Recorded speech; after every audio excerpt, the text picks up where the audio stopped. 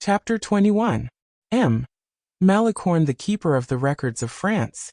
Two women, their figures completely concealed by their mantles, and whose masks effectually hid the upper portion of their faces, timidly followed Manicamp's steps. On the first floor, behind curtains of red damask, the soft light of a lamp placed upon a low table faintly illumined the room, at the other extremity of which, on a large bedstead supported by spiral columns, around which curtains of the same color as those which deadened the rays of the lamp had been closely drawn, lay de Guiche, his head supported by pillows, his eyes looking as if the mists of death were gathering. His long black hair, scattered over the pillow, set off the young man's hollow temples. It was easy to see that fever was the chief tenant of the chamber. De Guiche was dreaming. His wandering mind was pursuing, through gloom and mystery, one of those wild creations delirium engenders. 2 or 3 drops of blood, still liquid, stained the floor. Manicamp hurriedly ran up the stairs, but paused at the threshold of the door, looked into the room, and seeing that everything was perfectly quiet, he advanced towards the foot of the large leathern armchair, a specimen of furniture of the reign of Henry IV. And seeing that the nurse, as a matter of course, had dropped off to sleep, he awoke her, and begged her to pass into the adjoining room. Then, standing by the side of the bed, he remained for a moment deliberating whether it would be better to awaken Guiche, in order to acquaint him with the good news. But as he began to hear behind the door the rustling of silk dresses and the hurried breathing of his 2 companions, and as he already saw that the curtain screening the doorway seemed on the point of being impatiently drawn aside, he passed round the bed and followed the nurse into the next room. As soon as he had disappeared, the curtain was raised, and his 2 female companions entered the room he had just left.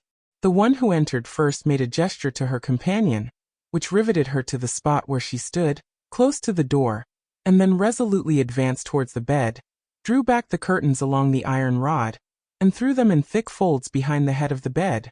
She gazed upon the Comte's pallid face, remarked his right hand enveloped in linen whose dazzling whiteness was emphasized by the counterpane patterned with dark leaves thrown across the couch. She shuddered as she saw a stain of blood growing larger and larger upon the bandages. The young man's breast was uncovered, as though for the cool night air to assist his respiration. A narrow bandage fastened the dressings of the wound, around which a purplish circle of extravasated blood was gradually increasing in size. A deep sigh broke from her lips.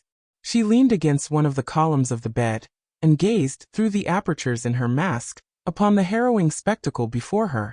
A hoarse harsh groan passed like a death rattle through the Comte's clenched teeth. The masked lady seized his left hand, which scorched like burning coals. But at the very moment she placed her icy hand upon it, the action of the cold was such that de Guiche opened his eyes, and by a look in which revived intelligence was dawning, seemed as though struggling back again into existence. The first thing upon which he fixed his gaze was this phantom standing erect by his bedside. At that sight, his eyes became dilated, but without any appearance of consciousness in them. The lady thereupon made a sign to her companion, who had remained at the door, and in all probability the latter had already received her lesson, for in a clear tone of voice, and without any hesitation whatever, she pronounced these words: "Monsieur le Comte, Her Royal Highness Madame is desirous of knowing how you are able to bear your wound, and to express to you, by my lips, her great regret at seeing you suffer." As she pronounced the word Madame, Guiche started. He had not as yet remarked the person to whom the voice belonged, and he naturally turned towards the direction whence it proceeded. But, as he felt the cold hand still resting on his own, he again turned towards the motionless figure beside him. "Was it you who spoke, madam?"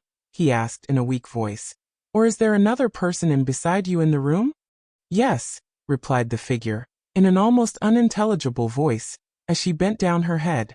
"Well," said the wounded man with a great effort, "I thank you. Tell madam that I no longer regret to die, since she has remembered me." At the words "to die," pronounced by one whose life seemed to hang on a thread, the masked lady could not restrain her tears, which flowed under the mask, and appeared upon her cheeks just where the mask left her face bare. If de Guiche had been in fuller possession of his senses, he would have seen her tears roll like glistening pearls, and fall upon his bed. The lady, forgetting that she wore her mask, raised her hand as though to wipe her eyes, and meeting the rough velvet, she tore away her mask in anger, and threw it on the floor. At the unexpected apparition before him, which seemed to issue from a cloud, de Guiche uttered a cry and stretched his arms towards her, but every word perished on his lips, and his strength seemed utterly abandoning him. His right hand, which had followed his first impulse, without calculating the amount of strength he had left, fell back again upon the bed, and immediately afterwards the white linen was stained with a larger spot than before. In the meantime, the young man's eyes became dim and closed, as if he were already struggling with the messenger of death. And then, after a few involuntary movements, his head fell back motionless on his pillow, his face grew livid. The lady was frightened, but on this occasion, contrary to what is usually the case, fear attracted. She leaned over the young man, gazed earnestly, fixedly at his pale, cold face, which she almost touched, then imprinted a rapid kiss upon de Guiche's left hand, who, trembling as if an electric shock had passed through him, awoke a second time, opened his large eyes, incapable of recognition, and again fell into a state of complete insensibility. "Come," she said to her companion, "we must not remain here any longer. I shall be committing some folly or other." Madam, your Highness is forgetting your mask," said her vigilant companion. "Pick it up," replied her mistress, as she tottered almost senseless towards the staircase, and as the outer door had been left only half closed, the two women, light as birds, passed through it, and with hurried steps returned to the palace. One of them ascended towards Madame's apartments, where she disappeared. The other entered the rooms belonging to the maids of honor, namely on the entresol, and having reached her own room, she sat down before a table, and without giving herself time even to breathe, wrote the following letter. "This evening Madame has been to see M. de Guiche. Everything is going well on this side. See that your news is equally exemplary and do not forget to burn this paper." She folded the letter, and leaving her room with every possible precaution, crossed a corridor which led to the apartments appropriated to the gentleman attached to Monsieur's service. She stopped before a door, under which, having previously knocked twice in a short, quick manner, she thrust the paper and fled. Then, returning to her own room, she removed every trace of her having gone out, and also of having written the letter. Amid the investigations she was so diligently pursuing, she perceived on the table the mask which belonged to Madame, and which, according to her mistress's directions, she had brought back but had forgotten to restore to her. Oh, she said, "I must not forget to do tomorrow what I have forgotten today." And she took hold of the velvet mask by that part which covered the cheeks, and feeling that her thumb was wet, looked at it. It was not only wet but reddened. The mask had fallen upon one of the spots of blood which, we have already said, stained the floor, and from that black velvet outside which had accidentally come into contact with it, the blood had passed through to the inside, and stained the white cambric lining.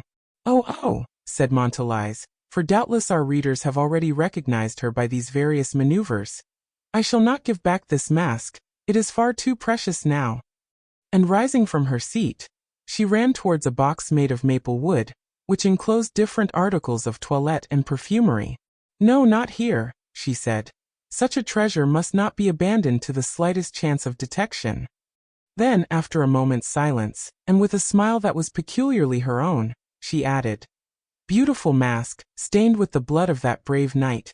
You shall go and join that collection of wonders, La Valliere's and Raoul's letters, that loving collection, indeed, which will some day or other form part of the history of France, of European royalty. You shall be placed under M. Malicorne's care," said the laughing girl, as she began to undress herself. "Under the protection of that worthy M. Malicorne," she said, blowing out the taper, "who thinks he was born only to become the chief usher of Monsieur's apartments, and whom I will make keeper of the records and historiographer of the House of Bourbon, and of the first houses in the kingdom. Let him grumble now, that discontented Malicorne," she added, as she drew the curtains and fell asleep. Chapter 22. The Journey. The next day being agreed upon for the departure, the king, at 11 o'clock precisely, descended the grand staircase with the two queens and Madame, in order to enter his carriage drawn by 6 horses, that were pawing the ground in impatience at the foot of the staircase. The whole court awaited the royal appearance in the fair cheval crescent, in their traveling costumes. The large number of saddled horses and carriages of ladies and gentlemen of the court, surrounded by their attendants, servants, and pages, formed a spectacle whose brilliancy could scarcely be equaled. The king entered his carriage with the 2 queens. Madame was in the same one with Monsieur. The maids of honor followed their example, and took their seats, 2 by 2, in the carriages destined for them. The weather was exceedingly warm. A light breeze, which early in the morning, all had thought would have proved sufficient to cool the air, soon became fiercely heated by the rays of the sun, although it was hidden behind the clouds, and filtered through the heated vapor which rose from the ground like a scorching wind, bearing particles of fine dust against the faces of the travelers. Madame was the first to complain of the heat. Monsieur's only reply was to throw himself back in the carriage as though about to faint, and to inundate himself with scents and perfumes, uttering the deepest sighs all the while. Whereupon Madame said to him, with her most amiable expression, "Really, Monsieur, I fancied that you would have been polite enough, on account of the terrible heat, to have left me my carriage to myself, and to have performed the journey yourself on horseback." "Ride on horseback?" cried the prince, with an accent of dismay which showed how little idea he had of adopting this unnatural advice. "You cannot suppose such a thing, madam. My skin would peel off if I were to expose myself to such a burning breeze as this." Madame began to laugh. "You can take my parasol," she said. "But the trouble of holding it," replied Monsieur, with the greatest coolness. "Besides, I have no horse." "What, no horse?" replied the princess, who, if she did not secure the solitude she required, at least obtained the amusement of teasing. "No horse? You are mistaken, Monsieur, for I see your favorite bay out yonder." "My bay horse!" exclaimed the prince, attempting to lean forward to look out of the door. But the movement he was obliged to make cost him so much trouble that he soon hastened to resume his immobility. "Yes," said Madame, "your horse led by M. de Malicorne." "Poor beast," replied the prince. "How warm it must be!" And with these words he closed his eyes, like a man on the point of death. Madame, on her side, reclined indolently in the other corner of the carriage, and closed her eyes also, not, however, to sleep, but to think more at her ease. In the meantime the king, seated in the front seat of his carriage, the back of which he had yielded up to the 2 queens, was a prey to that feverish contrariety experienced by anxious lovers, who, without being able to quench their ardent thirst, are ceaselessly desirous of seeing the loved object, and then go away partially satisfied, without perceiving they have acquired a more insatiable thirst than ever. The king, whose carriage headed the procession, could not from the place he occupied perceive the carriages of the ladies and maids of honor, which followed in a line behind it. Besides, he was obliged to answer the eternal questions of the young queen, who, happy to have with her her dear husband, as she called him in utter forgetfulness of royal etiquette, invested him with all her affection, stifled him with her attentions, afraid that someone might come to take him from her, or that he himself might suddenly take a fancy to quit her society. And of Austria, whom nothing at that moment occupied except the occasional cruel throbbings in her bosom, looked pleased and delighted, and although she perfectly realized the king's impatience, tantalizingly prolonged his sufferings by unexpectedly resuming the conversation at the very moment the king, absorbed in his own reflections, began to muse over his secret attachment. Everything seemed to combine, not alone the little teasing attentions of the queen, but also the queen mother's interruptions, to make the king's position almost insupportable, for he knew not how to control the restless longings of his heart. At first he complained of the heat, a complaint merely preliminary to others, but with sufficient tact to prevent Maria Theresa guessing his real object. Understanding the king's remark literally, she began to fan him with her ostrich plumes. But the heat passed away, and the king then complained of cramps and stiffness in his legs, and as the carriages at that moment stopped to change horses, the queen said, "Shall I get out with you? I too feel tired of sitting. We can walk on a little distance, the carriage will overtake us, and we can resume our places presently." The king frowned. It is a hard trial a jealous woman makes her husband submit to whose fidelity she suspects, when, although herself a prey to jealousy, she watches herself so narrowly that she avoids giving any pretext for an angry feeling. The king, therefore, in the present case, could not refuse. He accepted the offer, alighted from the carriage, gave his arm to the queen, and walked up and down with her while the horses were being changed. As he walked along, he cast an envious glance upon the courtiers, who were fortunate enough to be on horseback. The queen soon found out that the promenade she had suggested afforded the king as little pleasure as he had experienced from driving. She accordingly expressed a wish to return to her carriage, and the king conducted her to the door, but did not get in with her. He stepped back a few paces, and looked along the file of carriages for the purpose of recognizing the one in which he took so strong an interest. At the door of the 6th carriage he saw La Valliere's fair countenance. As the king thus stood motionless, wrapped in thought, without perceiving that everything was ready, and that he alone was causing the delay, he heard a voice close beside him, addressing him in the most respectful manner. It was M. Malicorne in a complete costume of an equerry, holding over his left arm the bridles of a couple of horses. "Your Majesty asked for a horse, I believe," he said. "A horse? Have you one of my horses here?" inquired the king, trying to remember the person who addressed him, and whose face was not as yet familiar to him. "Sire," replied Malicorne, "at all events I have a horse here which is at your Majesty's service." And Malicorne pointed at Monsieur's bay horse, which Madame had observed. It was a beautiful creature royally caparisoned. "This is not one of my horses, monsieur," said the king. "Sire, it is a horse out of His Royal Highness's stables, but he does not ride when the weather is as hot as it is now."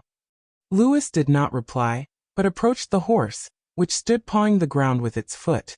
Malicorne hastened to hold the stirrup for him, but the king was already in the saddle.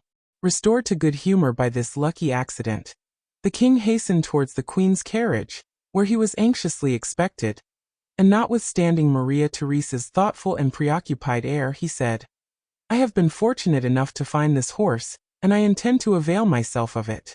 I felt stifled in the carriage. Adieu, ladies." Then bending gracefully over the arched neck of his beautiful steed, he disappeared in a second. Anne of Austria leaned forward, in order to look after him as he rode away. He did not get very far, for when he reached the 6th carriage, he reined in his horse suddenly and took off his hat. He saluted La Valliere, who uttered a cry of surprise as she saw him, blushing at the same time with pleasure. Montalice, who occupied the other seat in the carriage, made the king a most respectful bow, and then, with all the tact of a woman, she pretended to be exceedingly interested in the landscape, and withdrew herself into the left-hand corner. The conversation between the king and La Valliere began, as all lovers' conversations generally do, namely, by eloquent looks and by a few words utterly devoid of common sense. The king explained how warm he had felt in his carriage, so much so indeed that he could almost regard the horse he then rode as a blessing thrown in his way. "And," he added, "my benefactor is an exceedingly intelligent man, for he seemed to guess my thoughts intuitively. I have now only one wish, that of learning the name of the gentleman who so cleverly assisted his king out of his dilemma, and extricated him from his cruel position." Montalice, during this colloquy, the first words of which had awakened her attention, had slightly altered her position, and contrived so as to meet the king's look as he finished his remark. It followed very naturally that the king looked inquiringly as much at her as at La Valliere. She had every reason to suppose that it was herself who was appealed to, and consequently might be permitted to answer. She therefore said, "Sire, the horse which your Majesty is riding belongs to Monsieur, and was being led by one of His Royal Highness's gentlemen." "And what is that gentleman's name, may I ask, mademoiselle?" "M. de Malicorne, sire." The name produced its usual effect, for the king repeated it smilingly. "Yes, sire," replied Or. "Stay, it is the gentleman who is galloping on my left hand." And she pointed out Malicorne, who, with a very sanctified expression, was galloping by the side of the carriage, knowing perfectly well that they were talking of him at that very moment, but sitting in his saddle as if he were deaf and dumb. "Yes," said the king, "that is the gentleman. I remember his face and will not forget his name." And the king looked tenderly at La Valliere. Or had now nothing further to do. She had let Malicorne's name fall. The soil was good.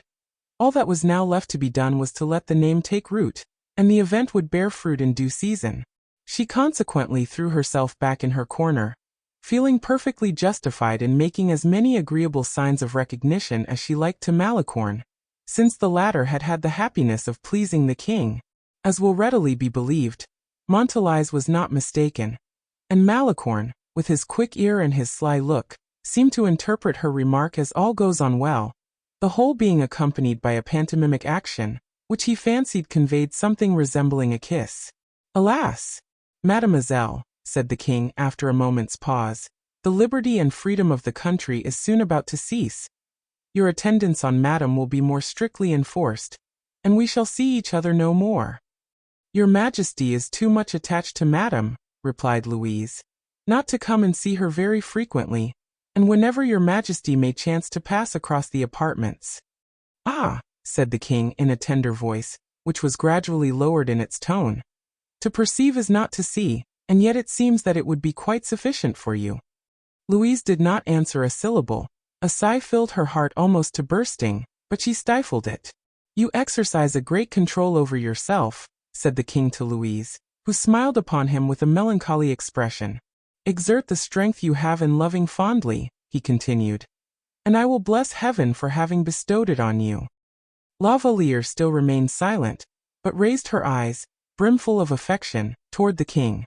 Louis, as if overcome by this burning glance, passed his hand across his forehead, and pressing the sides of his horse with his knees, made him bound several paces forward. La Valliere, leaning back in her carriage, with her eyes half closed, gazed fixedly upon the king, whose plumes were floating in the air. She could not but admire his graceful carriage, his delicate and nervous limbs which pressed his horse's sides, and the regular outline of his features, which his beautiful curling hair set off to great advantage, revealing occasionally his small and well-formed ear. In fact, the poor girl was in love, and she reveled in her innocent affection. In a few moments the king was again by her side. "Do you not perceive," he said, "how terribly your silence affects me? Oh, mademoiselle, how pitilessly inexorable you would become if you were ever to resolve to break off all acquaintance with any one. And then, too, I think you changeable. In fact, I dread this deep affection which fills my whole being." "Oh, sire, you are mistaken," said La Valliere.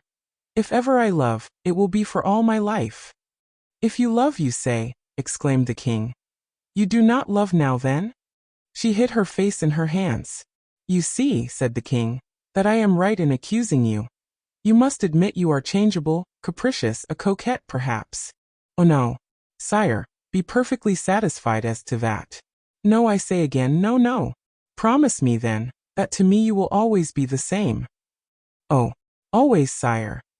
That you will never show any of that severity which would break my heart, none of that fickleness of manner which would be worse than death to me." "Oh, no, no. Very well then. But listen.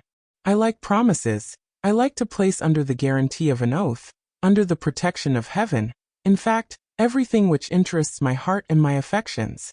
Promise me, or rather swear to me, that if in the life we are about to commence, a life which will be full of sacrifice, mystery, anxiety, disappointment, and misunderstanding, swear to me that if we should in any way deceive, or misunderstand each other, or should judge each other unjustly, for that indeed would be criminal in love such as ours, swear to me, Louise." She trembled with agitation to the very depths of her heart. It was the first time she had heard her name pronounced in that manner by her royal lover. As for the king, taking off his glove, and placing his hand within the carriage, he continued, "Swear, that never in all our quarrels will we allow one night even to pass by, if any misunderstanding should arise between us, without a visit, or at least a message, from either, in order to convey consolation and repose to the other." La Valliere took her lover's burning hand between her own cool palms, and pressed it softly, until a movement of the horse, frightened by the proximity of the wheels, obliged her to abandon her happiness. She had vowed as he desired. "Return, sire," she said. "Return to the queen. I foresee a storm yonder, which threatens my peace of mind and yours." Louis obeyed, saluted Mademoiselle de Montalice, and set off at a gallop to rejoin the queen. As he passed Monsieur's carriage, he observed that he was fast asleep, although Madame, on her part, was wide awake. As the king passed her, she said, "What a beautiful horse, sire. Is it not Monsieur's bay horse?" The young queen kindly asked, "Are you better now, sire?" 3. Chapter 23. Triumph Feminate. On the king's arrival in Paris, he sat at the council which had been summoned, and worked for a certain portion of the day. The queen remained with the queen mother, and burst into tears as soon as she had taken leave of the king. "Ah, madam," she said, The king no longer loves me. What will become of me? A husband always loves his wife when she is like you, replied Anne of Austria. A time may come when he will love another woman instead of me. What do you call loving? Always thinking of a person. Always seeking her society. Do you happen to have remarked, said Anne of Austria, that the king has ever done anything of the sort? No, madam, said the young queen hesitatingly. What is there to complain of then, Marie? You will admit that the king leaves me? The king, my daughter, belongs to his people. And that is the very reason why he no longer belongs to me. And that is the reason, too, why I shall find myself, as so many queens before me, forsaken and forgotten, whilst glory and honors will be reserved for others. Oh, my mother! The king is so handsome. How often will others tell him that they love him, and how much, indeed, they must do so? It is very seldom, indeed, that women love the man in loving the king. But if such a thing happened, which I doubt, you would do better to wish, Marie, that such women should really love your husband. In the first place, the devoted love of a mistress is a rapid element of the dissolution of a lover's affection. And then, by dint of loving, the mistress loses all influence over her lover, whose power of wealth she does not covet, caring only for his affection. Wish, therefore, that the king should love but lightly, and that his mistress should love with all her heart. Oh, my mother! What power may not a deep affection exercise over him? And yet you say you are resigned? Quite true, quite true. I speak absurdly. There is a feeling of anguish, however, which I can never control. And that is, the king may make a happy choice, may find a home, with all the tender influences of home, not far from that we can offer him. A home with children round him, the children of another woman. Oh, madam! I should die if I were but to see the king's children. Marie, Marie, replied the queen mother with a smile, and she took the young queen's hand in her own. Remember what I am going to say, and let it always be a consolation to you. The king cannot have a dauphin without you. With this remark the queen mother quitted her daughter-in-law, in order to meet Madame, whose arrival in the grand cabinet had just been announced by one of the pages. Madame had scarcely taken time to change her dress. Her face revealed her agitation, which betrayed a plan, the execution of which occupied, while the result disturbed, her mind. I came to ascertain, she said, if your majesties are suffering any fatigue from our journey. None at all, said the queen mother. A little, replied Maria Theresa.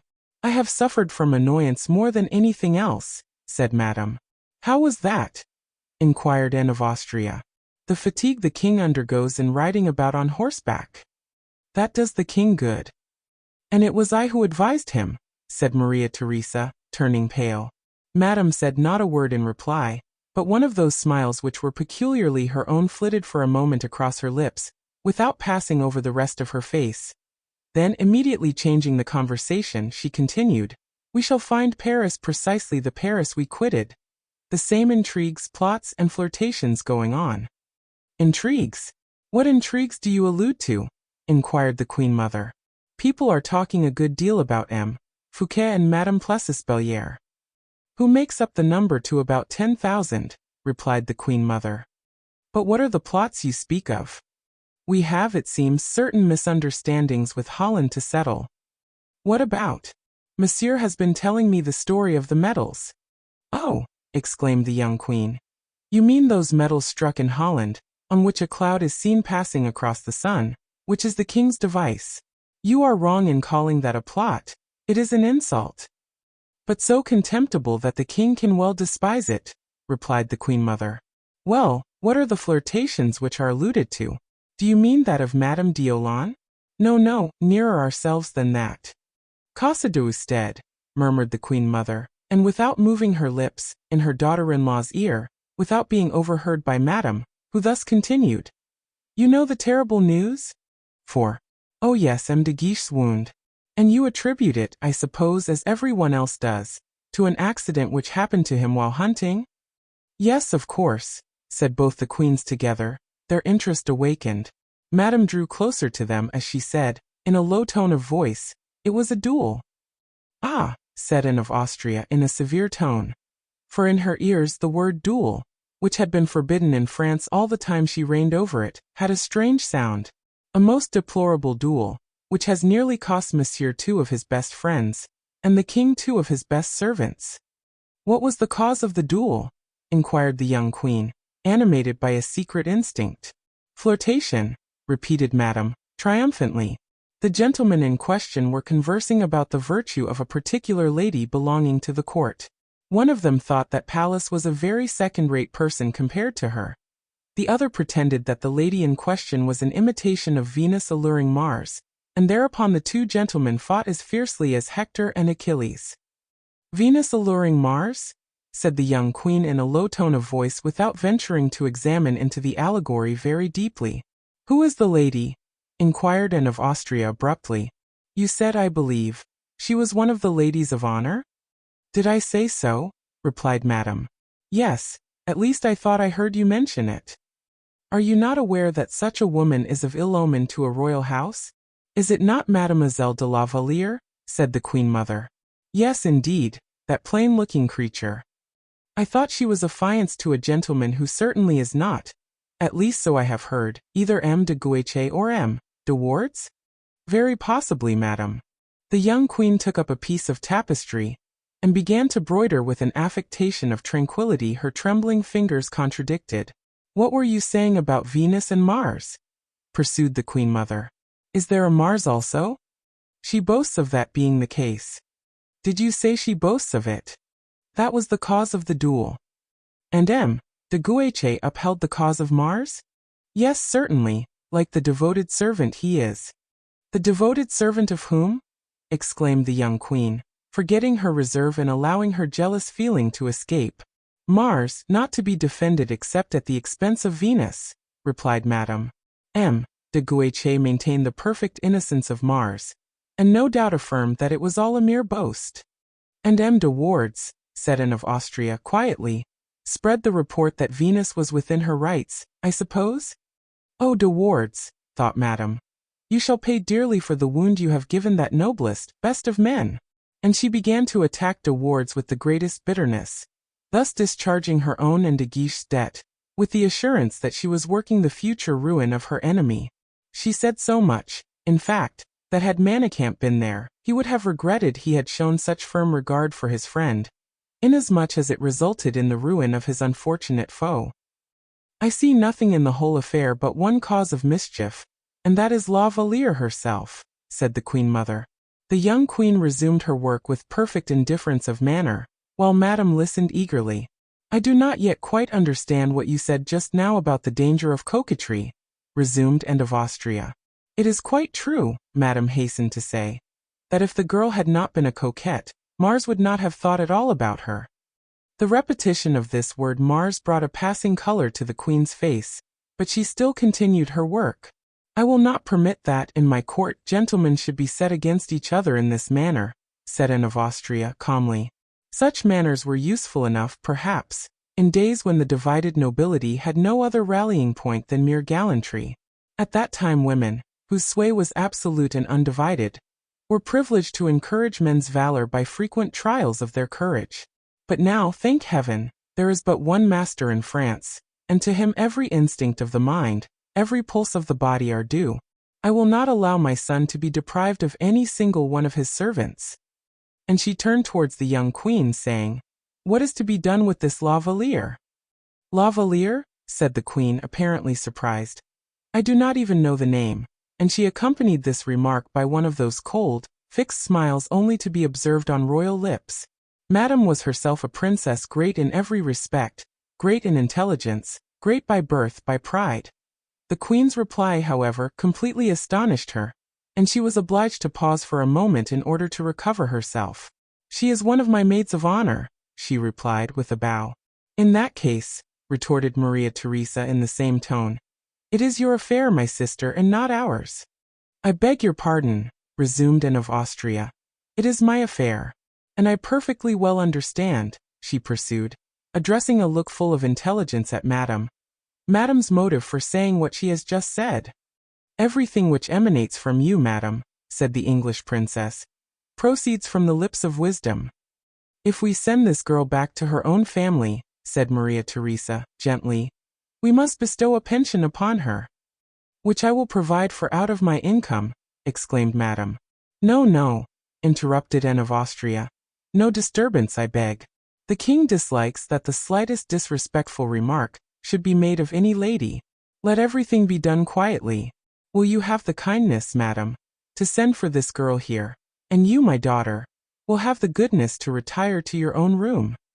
The Dowager Queen's entreaties were commands, and as Maria Theresa rose to return to her apartments, Madame rose in order to send a page to summon La Valliere. Chapter 24. The First Quarrel. La Valliere entered the Queen Mother's apartments without in the least suspecting that a serious plot was being concerted against her. She thought it was for something connected with her duties, and never had the Queen Mother been unkind to her when such was the case. Besides, not being immediately under the control or direction of Anne of Austria, she could only have an official connection with her, to which her own gentleness of disposition, and the rank of the august princess, made her yield on every occasion with the best possible grace. She therefore advanced towards the Queen Mother with that soft and gentle smile which constituted her principal charm, and as she did not approach sufficiently close, Anne of Austria signed to her to come nearer. Madame then entered the room, and with a perfectly calm air took her seat beside her mother-in-law, and continued the work which Maria Theresa had begun.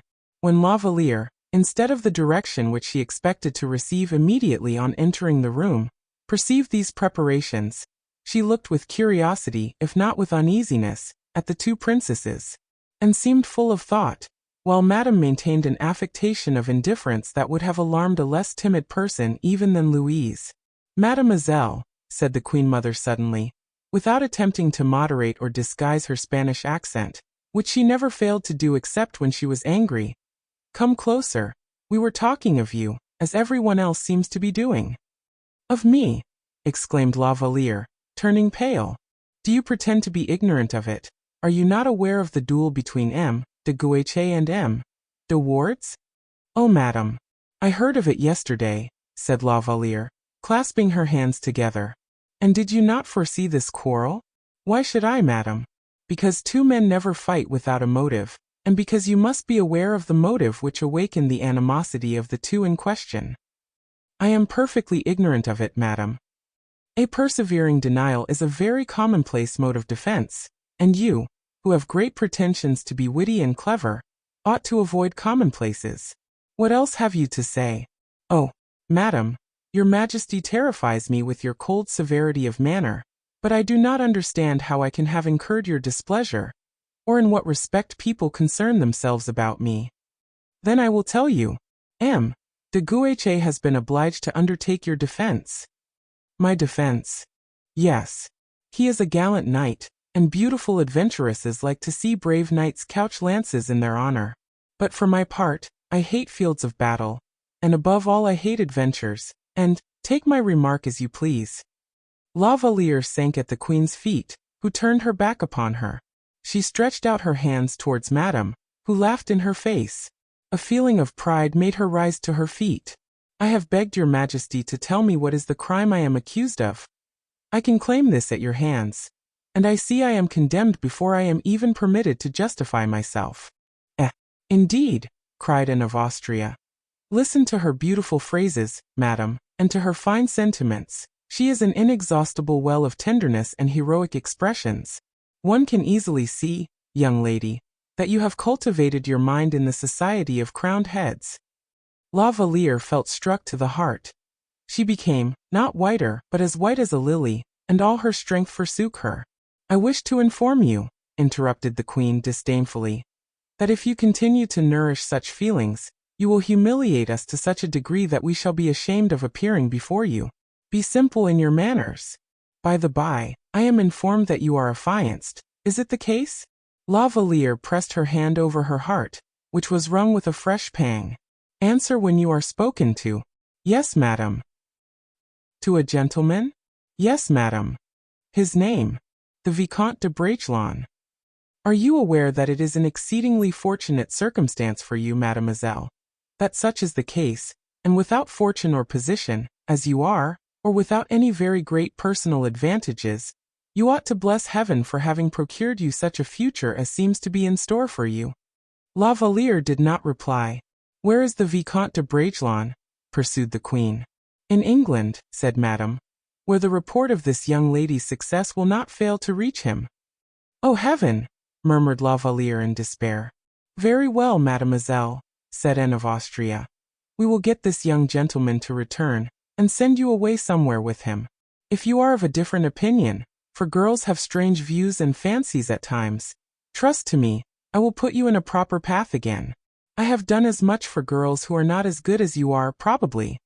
La Valliere ceased to hear the queen, who pitilessly added, I will send you somewhere, by yourself, where you will be able to indulge in a little serious reflection.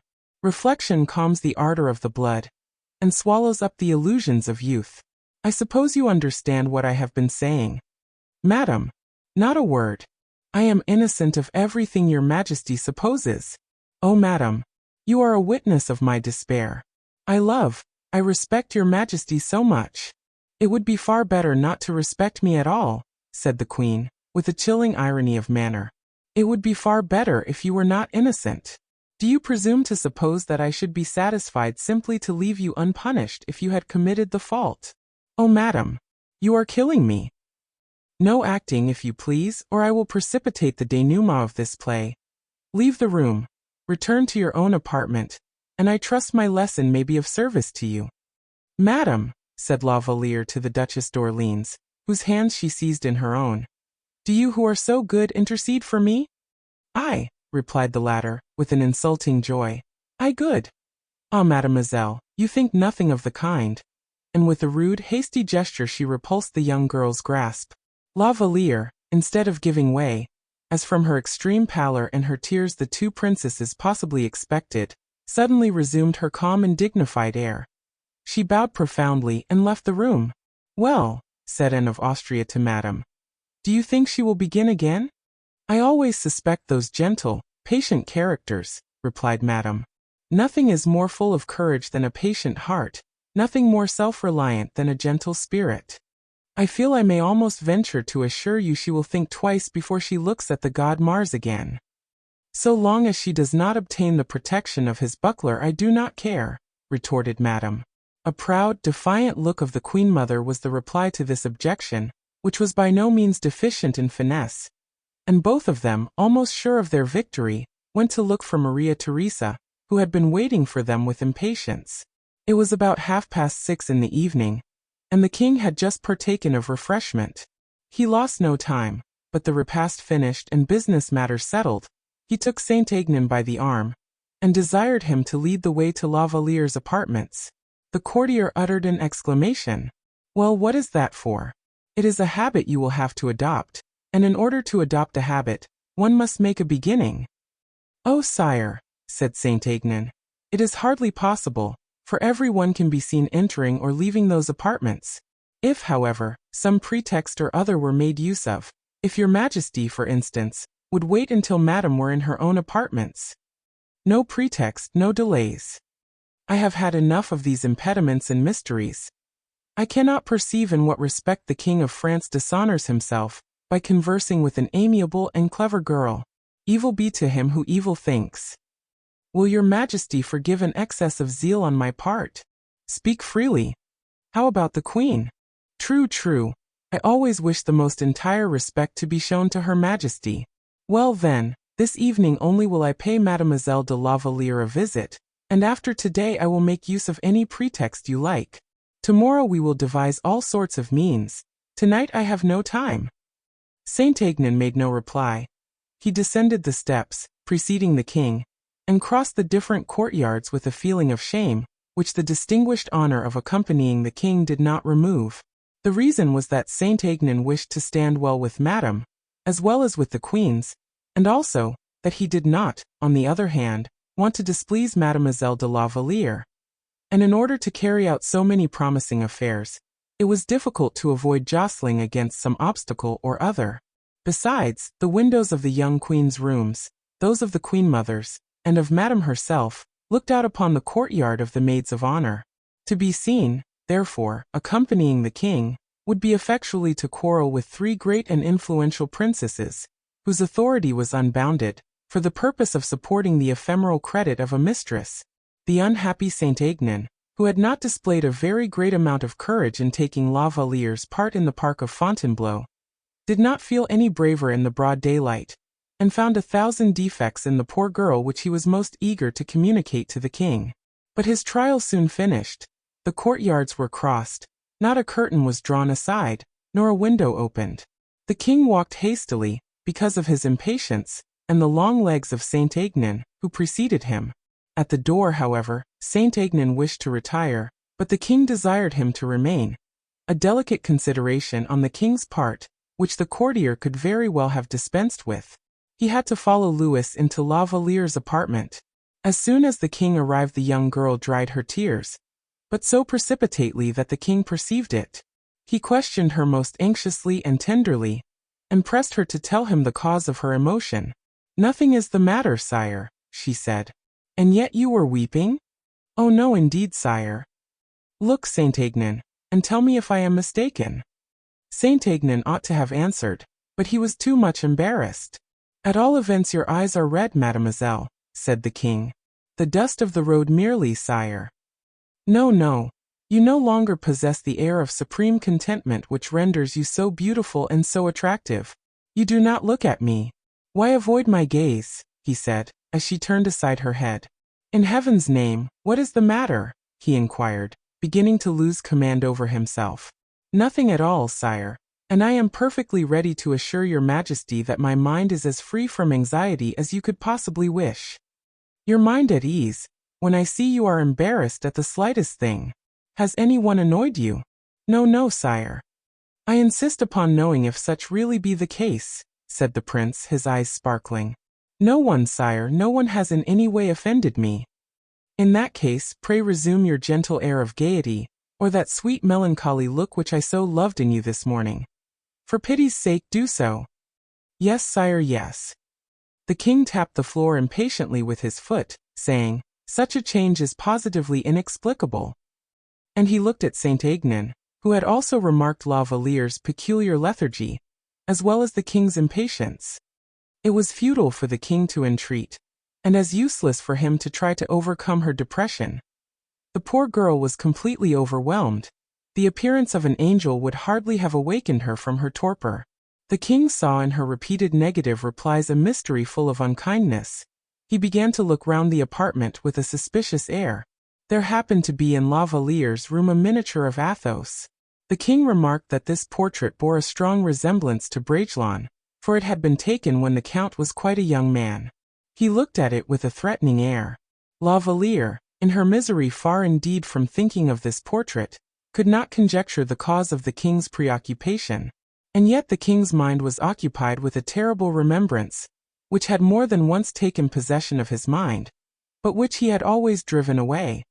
He recalled the intimacy existing between the two young people from their birth, their engagement, and that Athos himself had come to solicit La Valliere's hand for Raoul. He therefore could not but suppose that on her return to Paris, La Valliere had found news from London awaiting her, and that this news had counterbalanced the influence he had been enabled to exert over her. He immediately felt himself stung, as it were, by feelings of the wildest jealousy, and again questioned her, with increased bitterness.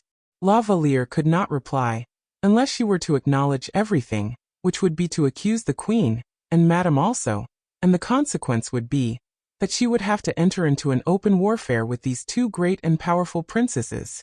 She thought within herself that as she made no attempt to conceal from the king what was passing in her own mind, the king ought to be able to read in her heart, in spite of her silence, and that had he really loved her, he would have understood and guessed everything.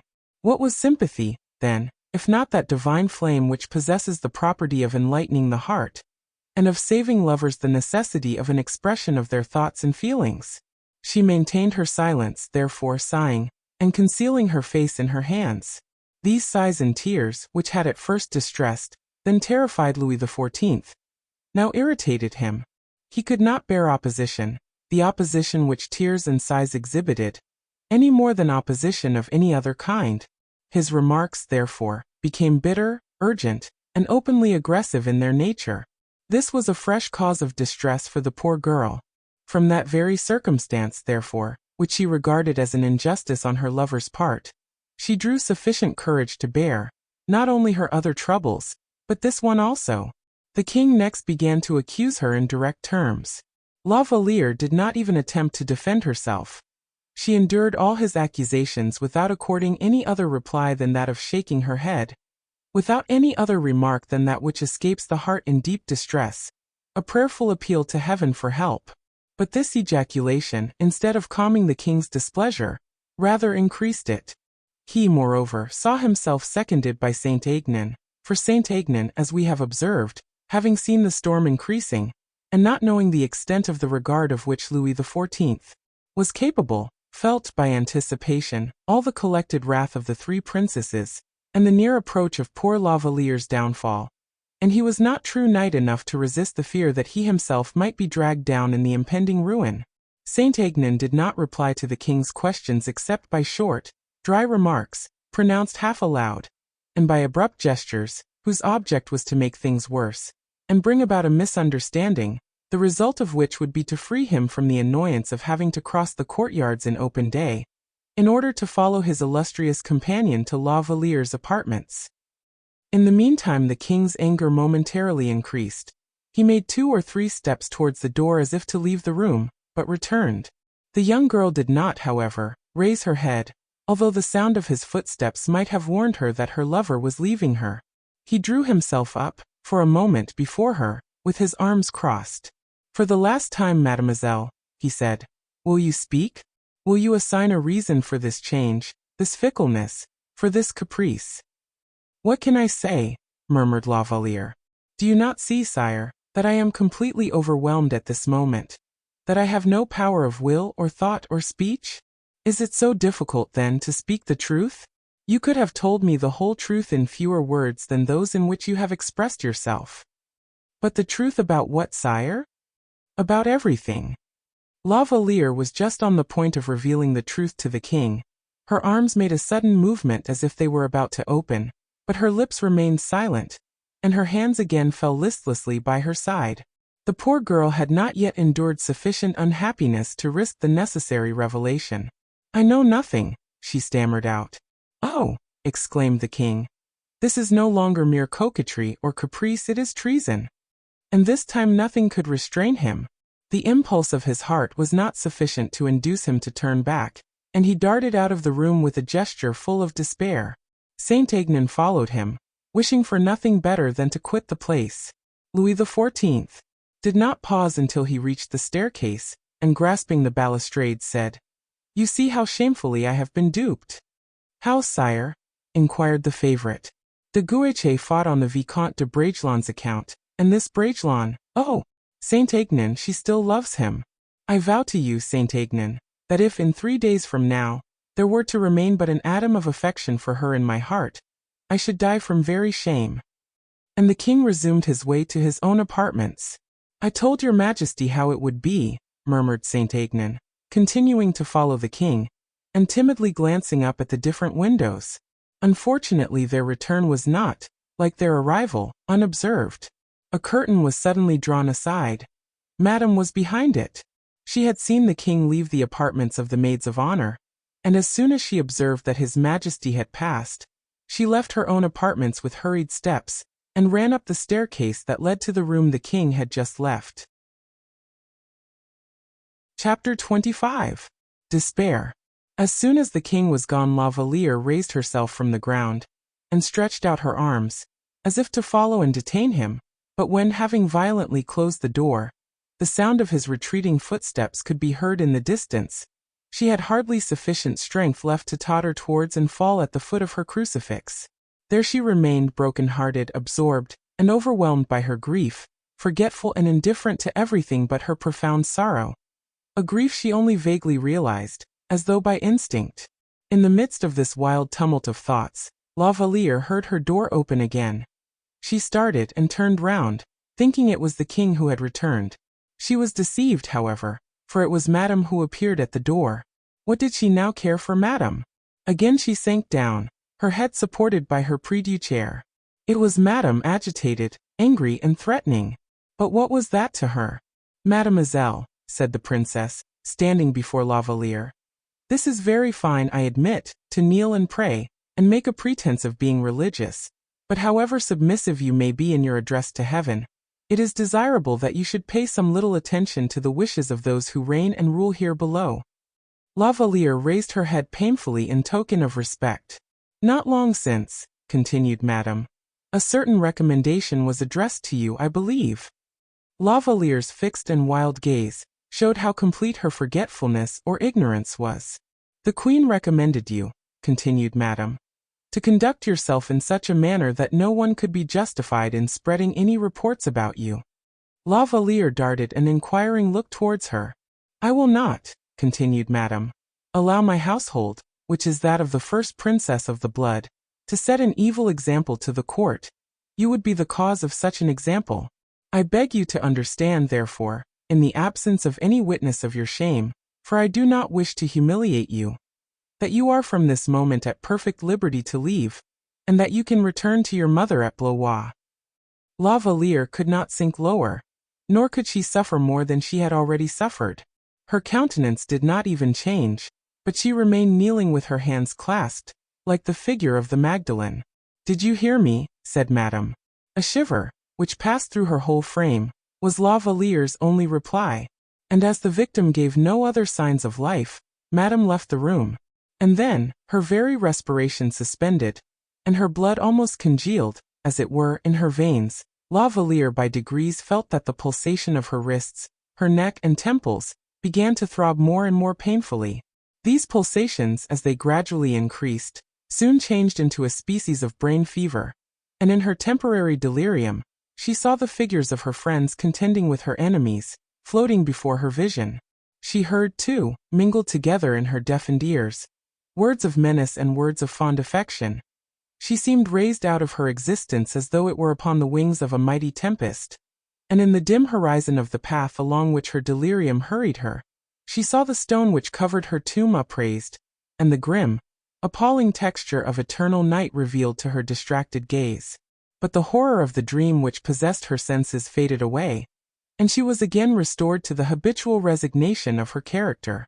A ray of hope penetrated her heart, as a ray of sunlight streams into the dungeon of some unhappy captive. Her mind reverted to the journey from Fontainebleau. She saw the king riding beside her carriage, telling her that he loved her, asking for her love in return, requiring her to swear, and himself to swear too, that never should an evening pass by, if ever a misunderstanding were to arise between them, without a visit, a letter, a sign of some kind being sent, to replace the troubled anxiety of the evening with the calm repose of the night. It was the king who had suggested that, who had imposed a promise on her, and who had sworn to it himself. It was impossible, therefore, she reasoned, that the king should fail in keeping the promise which he had himself exacted from her, unless, indeed, Louis was a despot who enforced love as he enforced obedience. Unless, too, the king were so indifferent that the first obstacle in his way was sufficient to arrest his further progress. The king, that kind protector, who by a word, a single word, could relieve her distress of mind. The king even joined her persecutors. Oh! His anger could not possibly last. Now that he was alone, he would be suffering all that she herself was a prey to. But he was not tied hand and foot as she was. He could act, could move about, could come to her, while she could do nothing but wait. And the poor girl waited and waited, with breathless anxiety, for she could not believe it possible that the king would not come. It was now about 10:30. He would either come to her, or write to her, or send some kind word by M. de Saint-Aignan. If he were to come, oh, how she would fly to meet him! How she would thrust aside that excess of delicacy which she now discovered was misunderstood. How eagerly she would explain, "It is not I who do not love you. It is the fault of others who will not allow me to love you." And then it must be confessed that she reflected upon it. And also the more she reflected, Louis appeared to her to be less guilty. In fact, he was ignorant of everything. What must he have thought of the obstinacy with which she remained silent? Impatient and irritable as the king was known to be, it was extraordinary that he had been able to preserve his temper so long. And yet, had it been her own case, she undoubtedly would not have acted in such a manner. She would have understood, have guessed everything. Yes, but she was nothing but a poor simple-minded girl, and not a great and powerful monarch. Oh, if he would but come, if he would but come! How eagerly she would forgive him for all he had just made her suffer! How much more tenderly she would love him because she had so cruelly suffered! And so she sat, with her head bent forward in eager expectation towards the door, her lips slightly parted, as if, and heaven forgive her for the mental exclamation, they were awaiting the kiss which the king's lips had in the morning so sweetly indicated, when he pronounced the word love. If the king did not come, at least he would write. It was a second chance, a chance less delightful certainly than the other, but which would show an affection just as strong, only more timid in its nature.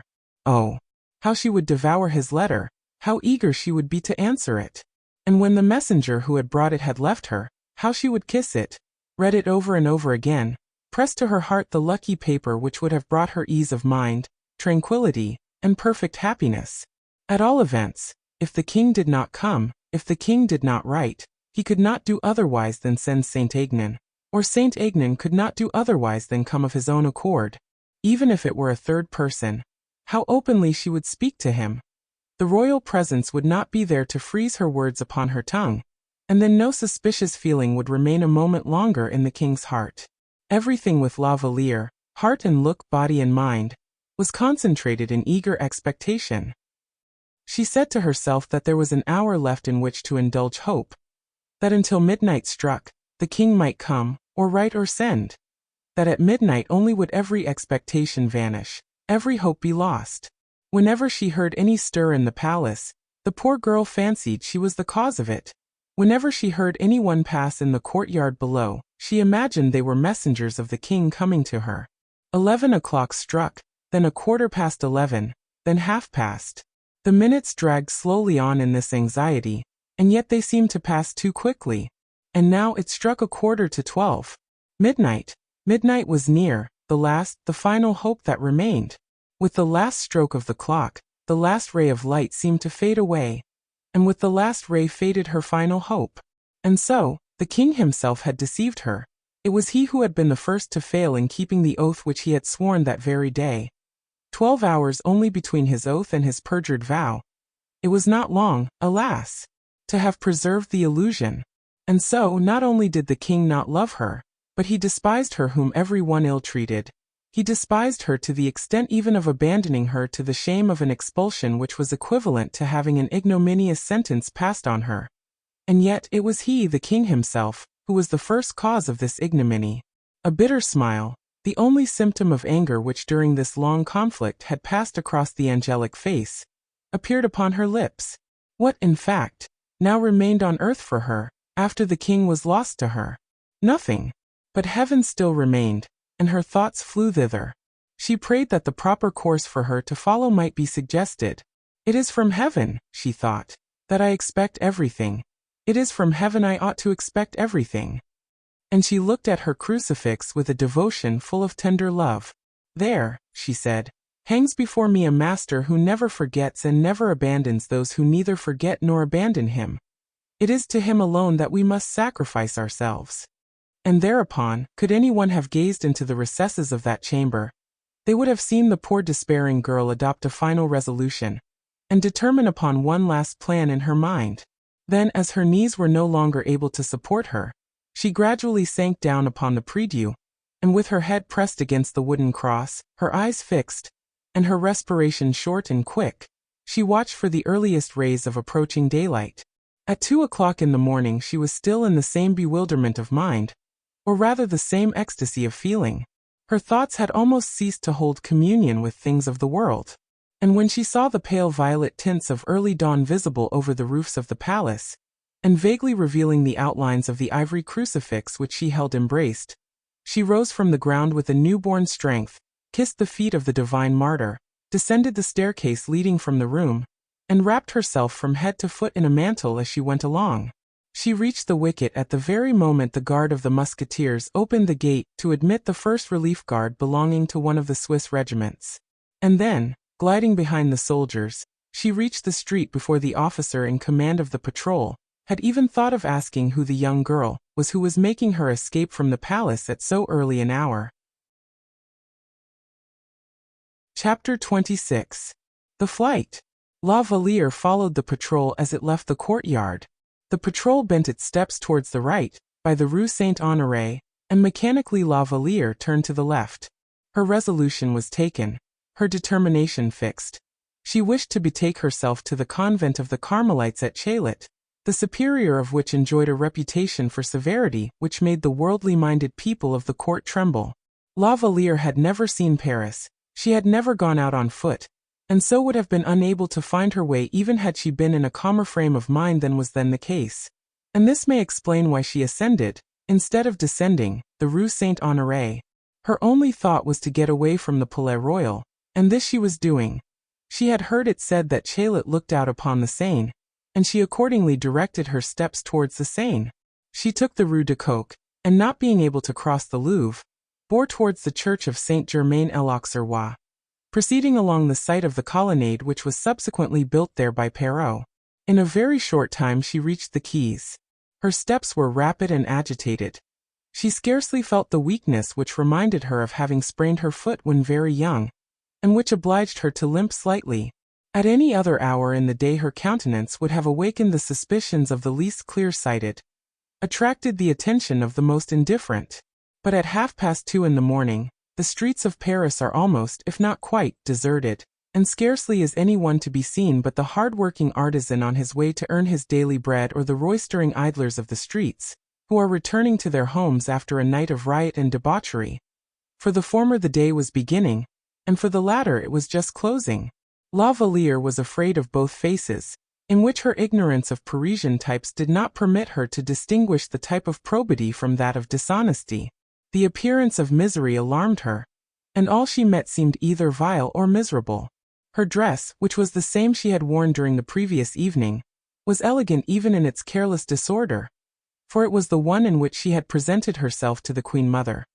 And moreover, when she drew aside the mantle which covered her face, in order to enable her to see the way she was going, her pallor and her beautiful eyes spoke an unknown language to the men she met, and unconsciously, the poor fugitive seemed to invite the brutal remarks of the one class, or to appeal to the compassion of the other. La Valliere still walked on in the same way, breathless and hurried, until she reached the top of the Place de Grève. She stopped from time to time, placed her hand upon her heart, leaned against a wall until she could breathe freely again, and then continued on her course more rapidly than before. On reaching the Place de Grève, La Valliere suddenly came upon a group of 3 drunken men, reeling and staggering along, who were just leaving a boat which they had made fast to the quay.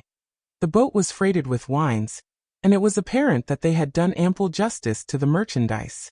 They were celebrating their convivial exploits in 3 different quays, when suddenly, as they reached the end of the railing leading down to the quay, they found an obstacle in their path, in the shape of this young girl. La Valliere stopped, while they, on their part, at the appearance of the young girl dressed in court costume, also halted, and seizing each other by the hand, they surrounded La Valliere, singing, "Oh, all ye weary wights, who mope alone, come drink, and sing and laugh, round Venus' throne." La Valliere at once understood that the men were insulting her, and wished to prevent her passing. She tried to do so several times, but her efforts were useless. Her limbs failed her. She felt she was on the point of falling, and uttered a cry of terror. At the same moment the circle which surrounded her was suddenly broken through in a most violent manner. One of her insulters was knocked to the left, another fell rolling over and over to the right, close to the water's edge, while the third could hardly keep his feet. An officer of the musketeers stood face to face with the young girl, with threatening brow and hand raised to carry out his threat. The drunken fellows, at sight of the uniform, made their escape with what speed their staggering limbs could lend them, all the more eagerly for the proof of strength which the wearer of the uniform had just afforded them. "Is it possible," exclaimed the musketeer, "that it can be Mademoiselle de la Valliere?" La Valliere, bewildered by what had just happened, and confounded by hearing her name pronounced, looked up and recognized D'Artagnan. "Oh, am D'Artagnan! It is indeed I," and at the same moment she seized his arm. "You will protect me, will you not?" she added, in a tone of entreaty. "Most certainly I will protect you, but in heaven's name, where are you going at this hour?" "I am going to Chaillot." "You are going to Chaillot by way of La Rapée? Why, mademoiselle, You are turning your back upon it. In that case, monsieur, be kind enough to put me in the right way, and to go with me a short distance. Most willingly. But how does it happen that I have found you here? By what merciful intervention were you sent to my assistance? I almost seem to be dreaming, or to be losing my senses. I happen to be here, mademoiselle, because I have a house in the Place de Grève, at the sign of the Notre Dame, the rent of which I went to receive yesterday, and where I, in fact, passed the night. And I also wished to be at the palace early, for the purposes of inspecting my posts. Thank you, said La Valliere. That is what I was doing, said D'Artagnan to himself. But what is she doing, and why is she going to Chaillot at such an hour? And he offered her his arm, which she took, and began to walk with increased precipitation, which ill concealed, however, her weakness. D'Artagnan perceived it, and proposed to La Valliere that she should take a little rest, which she refused. You are ignorant, perhaps, where Chaillot is? Inquired D'Artagnan. Quite so. It is a great distance. That matters very little. It is at least a league. I can walk it. D'Artagnan did not reply. He could tell, merely by the tone of a voice, when a resolution was real or not. He rather bore along rather than accompanied La Valliere, until they perceived the elevated ground of Chaillot. What house are you going to, mademoiselle? Inquired D'Artagnan. To the Carmelites, monsieur. To the Carmelites? Repeated D'Artagnan in amazement. Yes, and since heaven has directed you towards me to give me your support on my road, accept both my thanks and my adieus. To the Carmelites? Your adieus? Are you going to become a nun? Exclaimed D'Artagnan. Yes, monsieur. What you?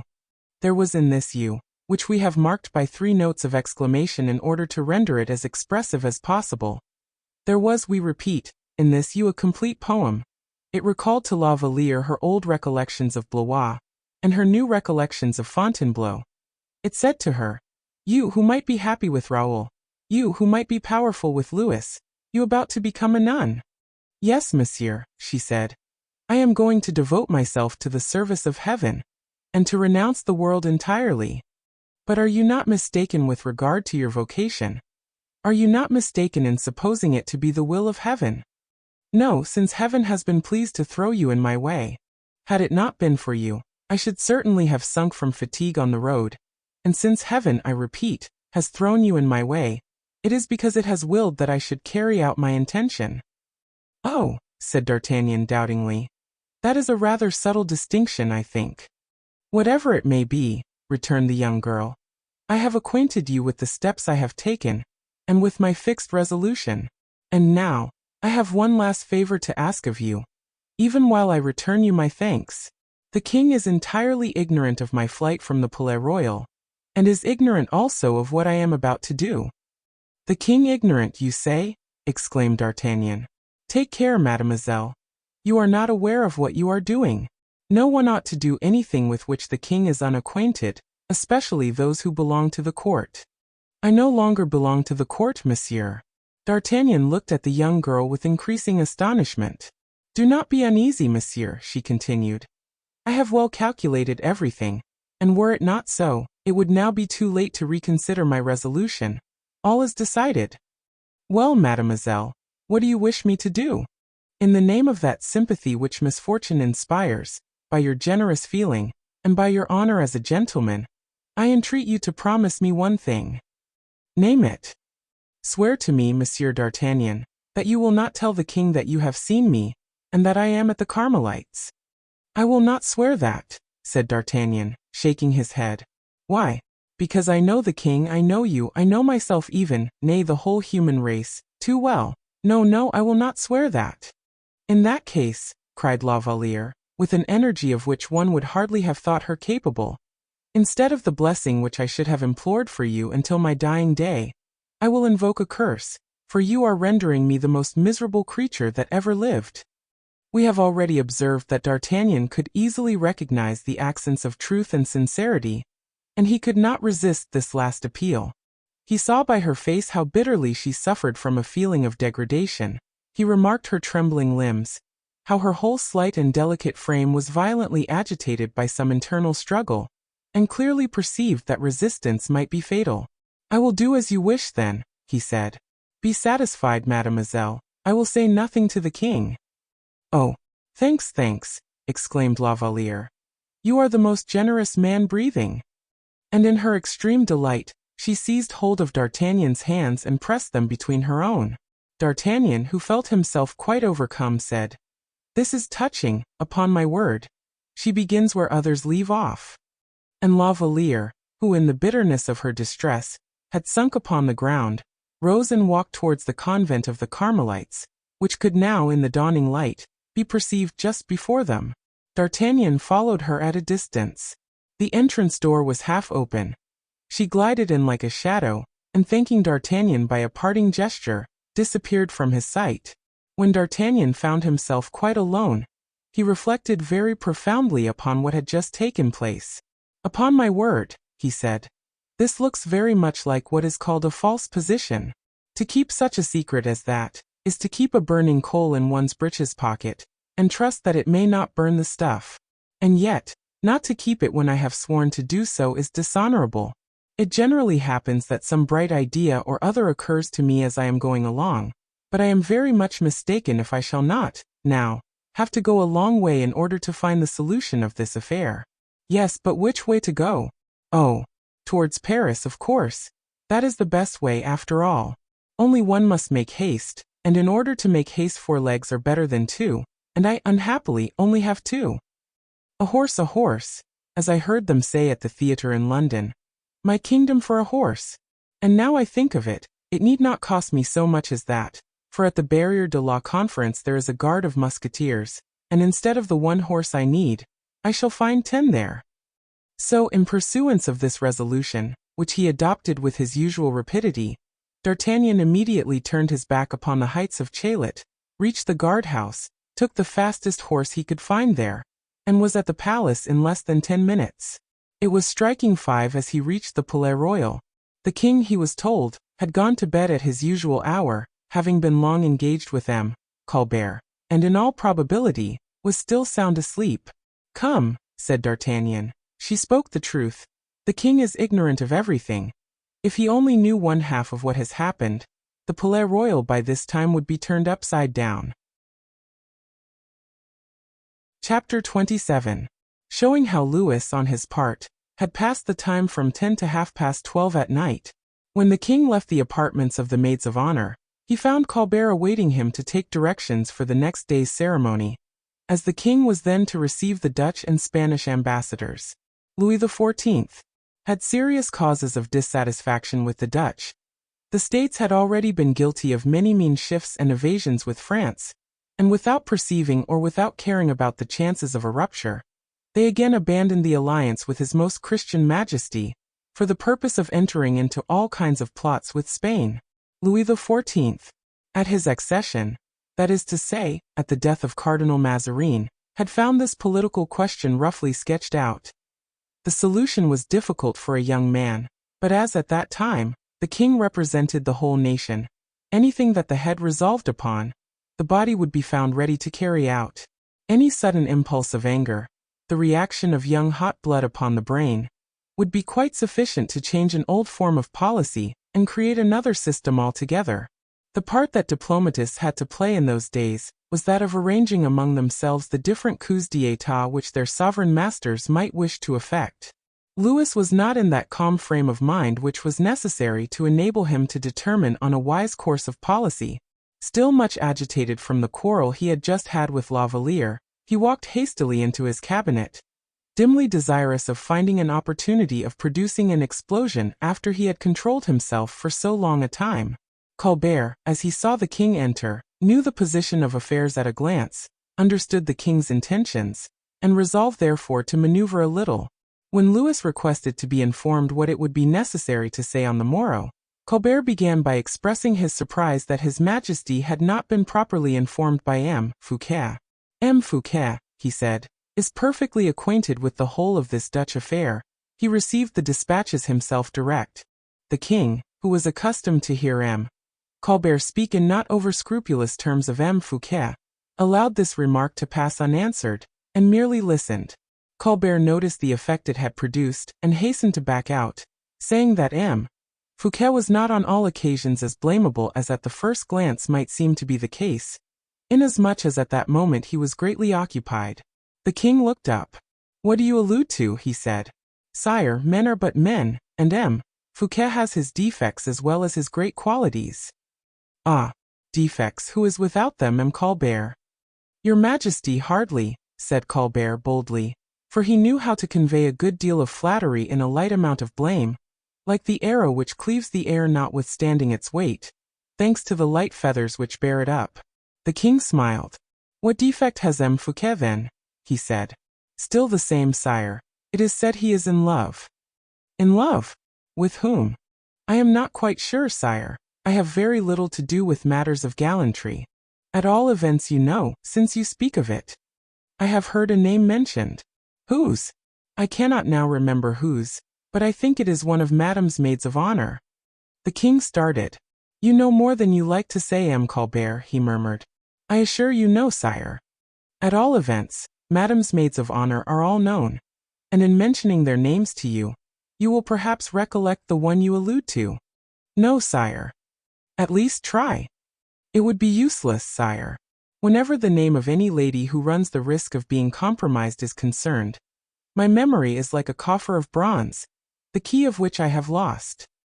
A dark cloud seemed to pass over the mind as well as across the face of the king.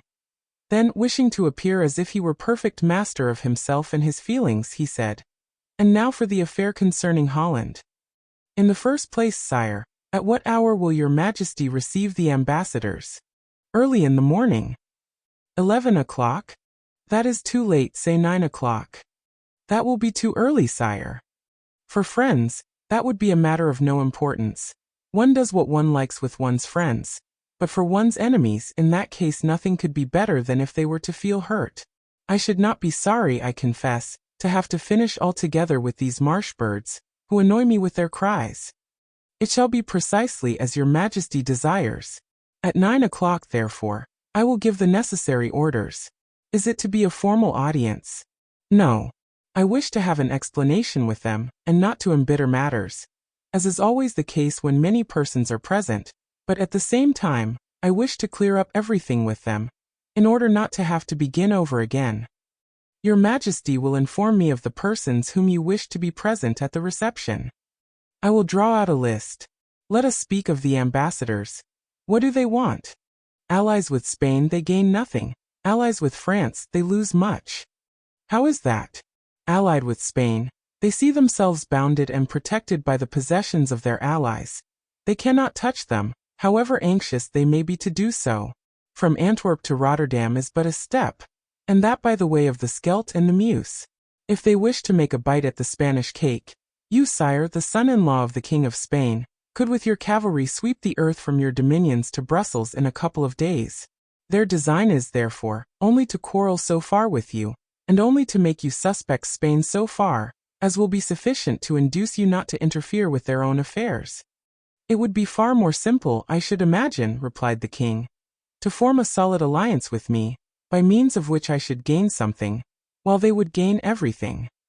Not so, for if by chance they were to have you, or France rather, as a boundary, your Majesty is not an agreeable neighbor. Young, ardent, warlike, the King of France might inflict some serious mischief on Holland, especially if he were to get near her." "I perfectly understand, Colbert, and you have explained it very clearly, but be good enough to tell me the conclusion you have arrived at. Your Majesty's own decisions are never deficient in wisdom." "What will these ambassadors say to me?" "They will tell your Majesty that they are ardently desirous of forming an alliance with you, which will be a falsehood. They will tell Spain that the three powers ought to unite so as to check the prosperity of England, and that will equally be a falsehood, for at present the natural ally of your Majesty is England, who has ships while we have none. England, who can counteract Dutch influence in India. England, in fact, a monarchical country, to which your Majesty is attached by ties of relationship." "Good, but how would you answer?"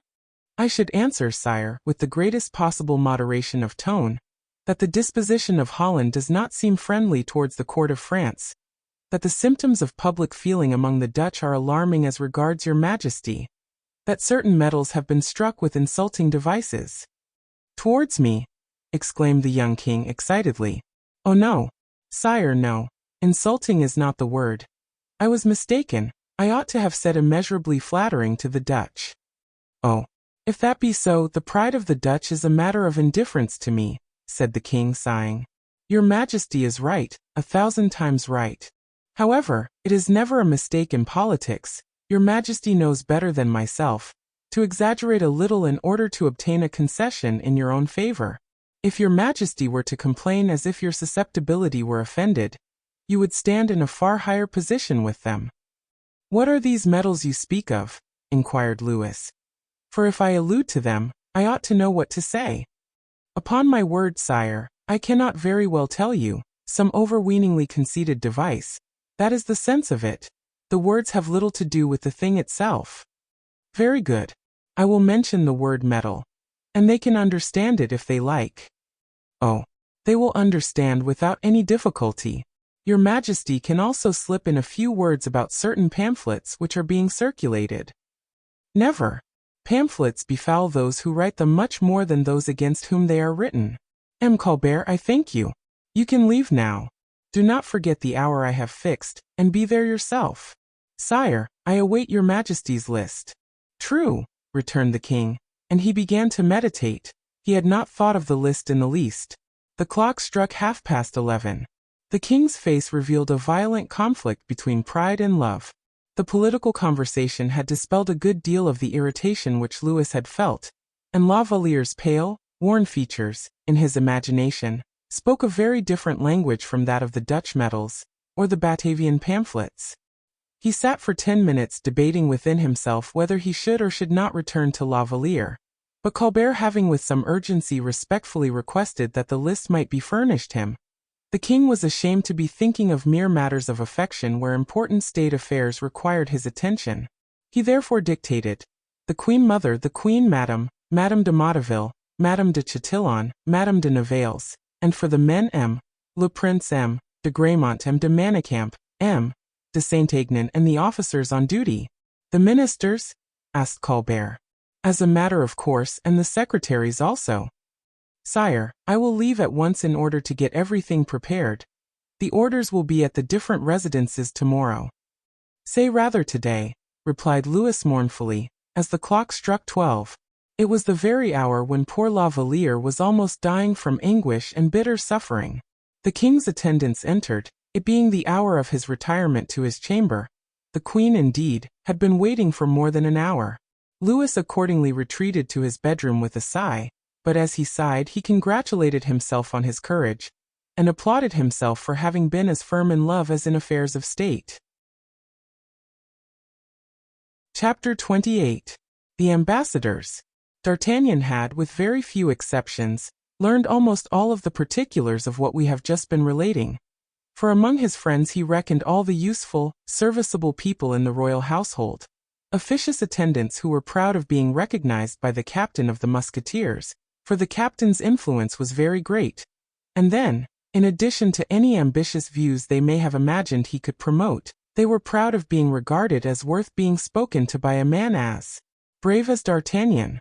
In this manner D'Artagnan learned every morning what he had not been able either to see or to ascertain the night before, from the simple fact of his not being ubiquitous, so that, with the information he had been able by his own means to pick up during the day, and with what he had gathered from others, he succeeded in making up a bundle of weapons, which he was in the prudent habit of using only when occasion required.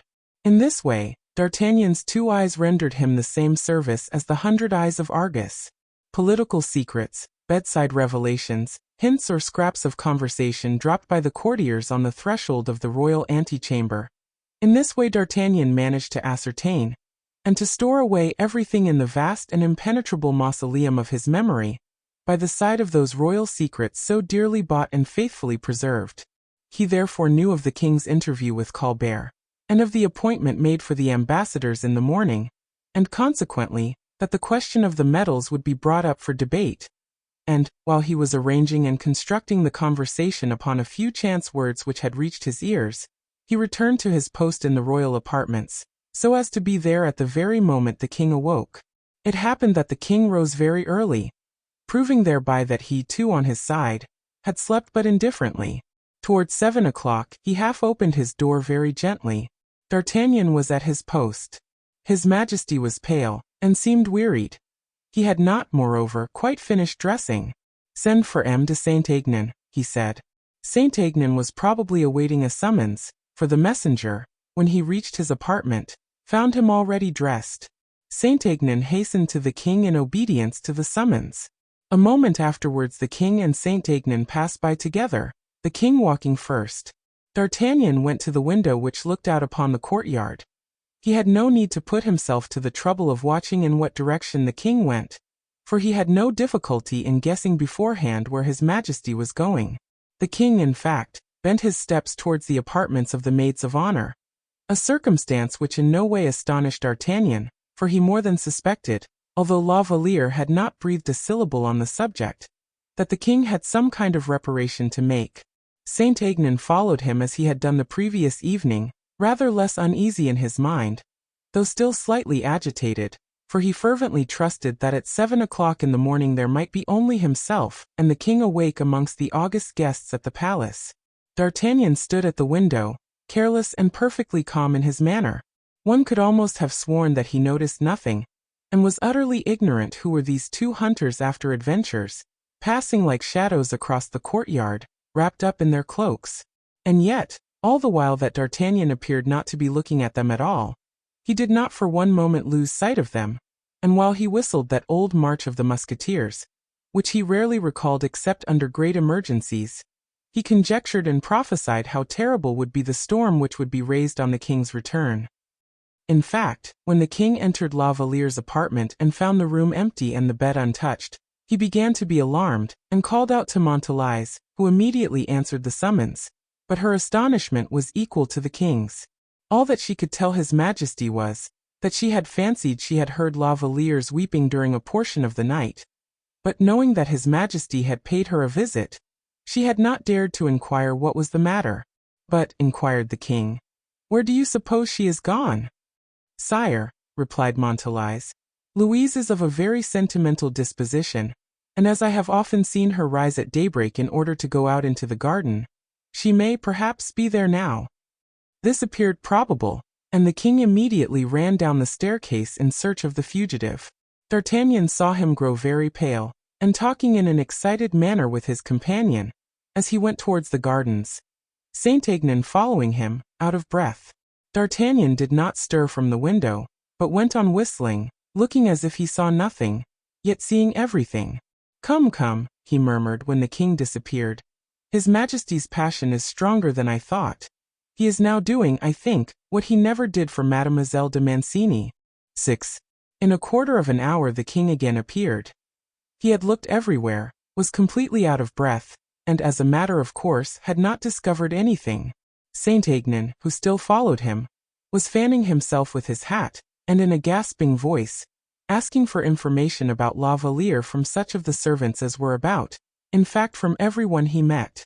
Among others he came across Manicamp, who had arrived from Fontainebleau by easy stages, for whilst others had performed the journey in 6 hours, he had taken 24. "Have you seen Mademoiselle de la Valliere?" Saint-Aignan asked him, whereupon Manicamp, dreamy and absent as usual, answered, thinking that someone was asking him about de Guerche, "Thank you, the Count is a little better." And he continued on his way until he reached the antechamber where D'Artagnan was, whom he asked to explain how it was that the king looked, as he thought, so bewildered. To which D'Artagnan replied that he was quite mistaken, that the king, on the contrary, was as lively and merry as he could possibly be. In the midst of all this, 8 o'clock struck. It was usual for the king to take his breakfast at this hour, for the code of etiquette prescribed that the king should always be hungry at 8 o'clock. His breakfast was laid upon a small table in his bedroom, and he ate very fast. Saint-Aignan, of whom he would not lose sight, waited on the king. He then disposed of several military audiences, during which he dispatched Saint-Aignan to see what he could find out. Then, still occupied, full of anxiety, still watching Saint-Aignan's return, who had sent out the servants in every direction, to make inquiries, and who had also gone himself, the hour of 9 struck, and the king forthwith passed into his large cabinet. As the clock was striking 9 the ambassadors entered, and as it finished, the 2 queens and Madame made their appearance. There were 3 ambassadors from Holland and 2 from Spain. The king glanced at them, and then bowed. And at the same moment Saint Aignan entered, an entrance which the king regarded as far more important, in a different sense, however, than that of ambassadors, however numerous they might be, and from whatever country they came.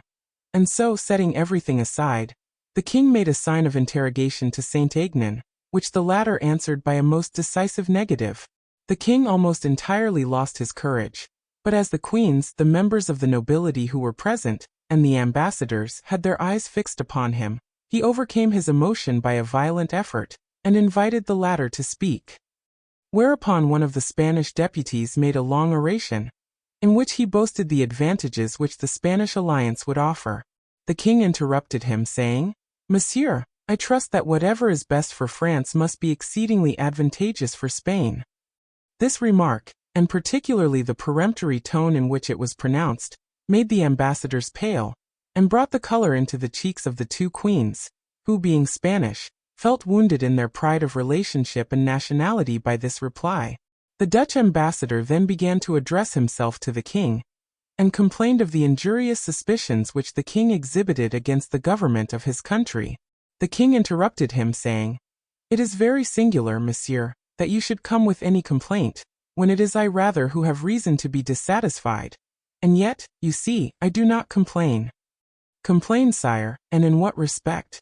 The king smiled bitterly. "Will you blame me, monsieur," he said, "if I should happen to entertain suspicions against a government which authorizes and protects international impertinence?" "Sire, I tell you," resumed the king, exciting himself by a recollection of his own personal annoyance, rather than from political grounds, "that Holland is a land of refuge for all who hate me, and especially for all who malign me." "Oh, sire, you wish for proofs, perhaps? Very good, they can be had easily enough. Whence proceed all those vile and insolent pamphlets which represent me as a monarch without glory and without authority? Your printing presses groan under their number. If my secretaries were here, I would mention the titles of the works as well as the names of the printers." "Sire," replied the ambassador, "a pamphlet can hardly be regarded as the work of a whole nation.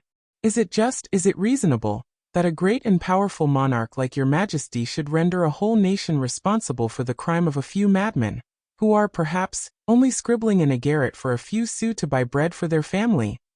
That may be the case, I admit. But when the mint itself at Amsterdam strikes off medals which reflect disgrace upon me, is that also the crime of a few madmen?" "Medals!" stammered out the ambassador. "Medals!" repeated the king, looking at Colbert. "Your majesty," the ambassador ventured, "should be quite sure." The king still looked at Colbert, but Colbert appeared not to understand him, and maintained an unbroken silence, notwithstanding the king's repeated hints. D'Artagnan then approached the king, and taking a piece of money out of his pocket, he placed it in the king's hands, saying, "This is the medal your majesty alludes to." The king looked at it, and with a look which, ever since he had become his own master, was ever piercing as the eagle's, observed an insulting device representing Holland arresting the progress of the sun, with this inscription, "In conspectu meo stedet sol." "In my presence the sun stands still," exclaimed the king furiously. "Ah, you will hardly deny it now, I suppose." "And the sun," said D'Artagnan, "is this," as he pointed to the panels of the cabinet, where the sun was brilliantly represented in every direction, with this motto, Nec pluribus impar. 7. Louis's anger, increased by the bitterness of his own personal sufferings, hardly required this additional circumstance to foment it. Every one saw, from the kindling passion in the king's eyes, that an explosion was imminent. A look from Colbert kept postponed the bursting of the storm. The ambassador ventured to frame excuses by saying that the vanity of nations was a matter of little consequence, that Holland was proud that, with such limited resources, she had maintained her rank as a great nation, even against powerful monarchs, and that if a little smoke had intoxicated his countrymen, the king would be kindly disposed, and would even excuse this intoxication. The king seemed as if he would be glad of some suggestion. He looked at Colbert, who remained impassible, then at D'Artagnan, who simply shrugged his shoulders, a movement which was like the opening of the floodgates, whereby the king's anger, which he had restrained for so long a period, now burst forth. As no one knew what direction his anger might take, all preserved a dead silence. The second ambassador took advantage of it to begin his excuses also. While he was speaking, and while the king, who had again gradually returned to his own personal reflections, was automatically listening to the voice, full of nervous anxiety, with the air of an absent man listening to the murmuring of a cascade, D'Artagnan, on whose left hand Saint Aignan was standing, approached the latter, and in a voice which was loud enough to reach the king's ears said, "Have you heard the news?" "What news?" said Saint Aignan. "About La Valliere." The king started, and advanced his head. "What has happened to La Valliere?" inquired Saint Aignan, in a tone which can easily be imagined.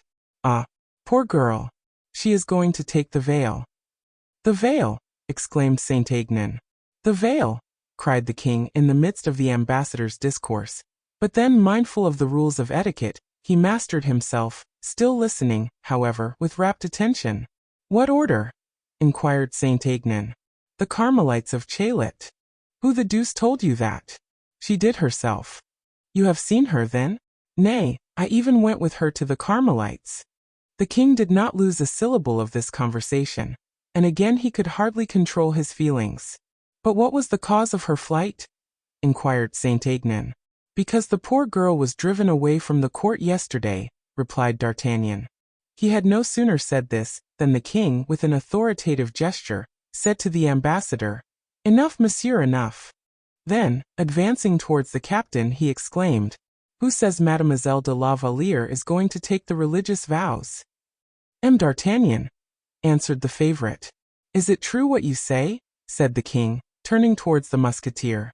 "As true as truth itself." The king clenched his hands and turned pale. "You have something further to add, D'Artagnan?" he said. "I know nothing more, sire." "You added that Mademoiselle de la Valliere had been driven away from the court." "Yes, sire." "Is that true also?" "Ascertain for yourself, sire." "And from whom?" "Ah," sighed D'Artagnan, like a man who is declining to say anything further. The king almost bounded from his seat, regardless of ambassadors, ministers, courtiers, queens, and politics. The queen mother rose. She had heard everything, or if she had not heard everything, she had guessed it. Madame, almost fainting from anger and fear, endeavored to rise as the queen mother had done, but she sank down again upon her chair, which by an instinctive movement she made roll back a few paces. "Gentlemen," said the king, "the audience is over. I will communicate my answer, or rather my will, to Spain and to Holland," and with a proud imperious gesture, he dismissed the ambassadors. "Take care, my son," said the queen mother indignantly. "You are hardly master of yourself, I think."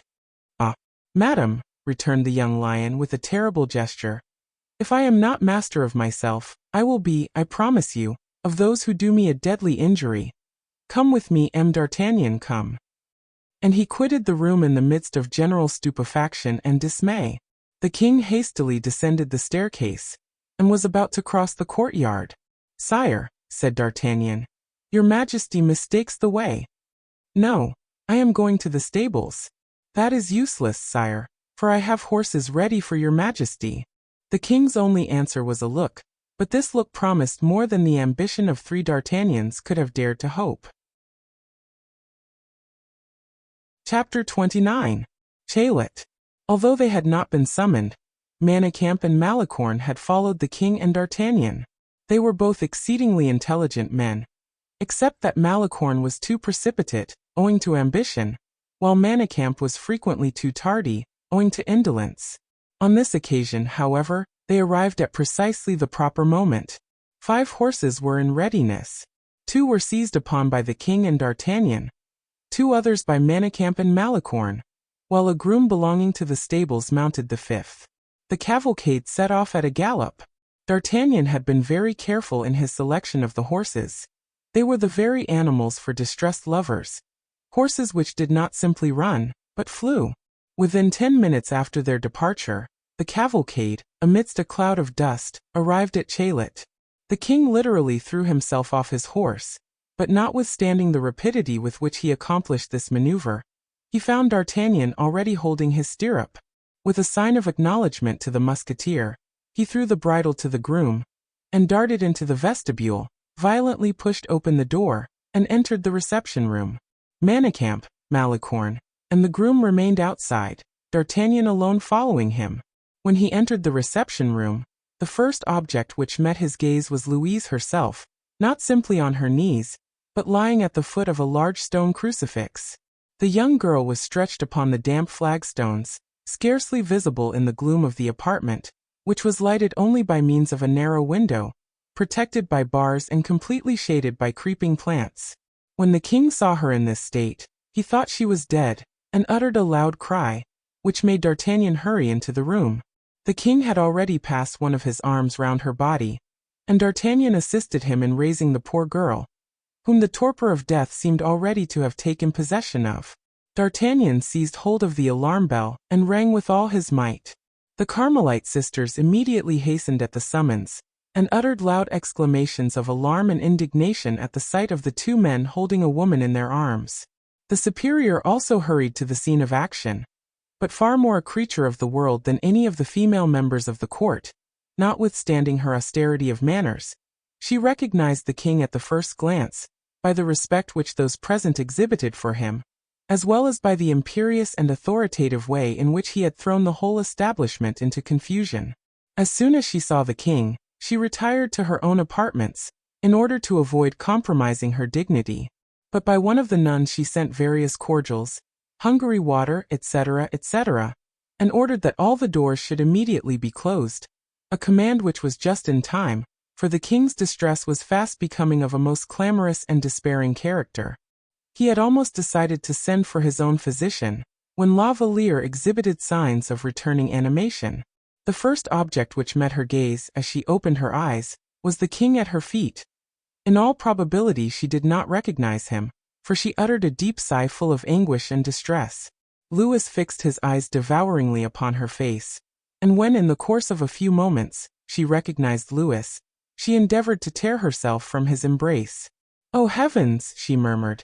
"Is not the sacrifice yet made?" "No, no," exclaimed the king, "and it shall not be made, I swear." Notwithstanding her weakness and utter despair, she rose from the ground, saying, "It must be made, however. It must be, so do not stay me in my purpose. I leave you to sacrifice yourself." "I never, never," exclaimed the king. "Well," murmured D'Artagnan, "I may as well go now. As soon as they begin to speak, we may as well prevent there being any listeners." And he quitted the room, leaving the lovers alone. "Sire," continued Valliere, "not another word, I implore you. Do not destroy the only future I can hope for, my salvation.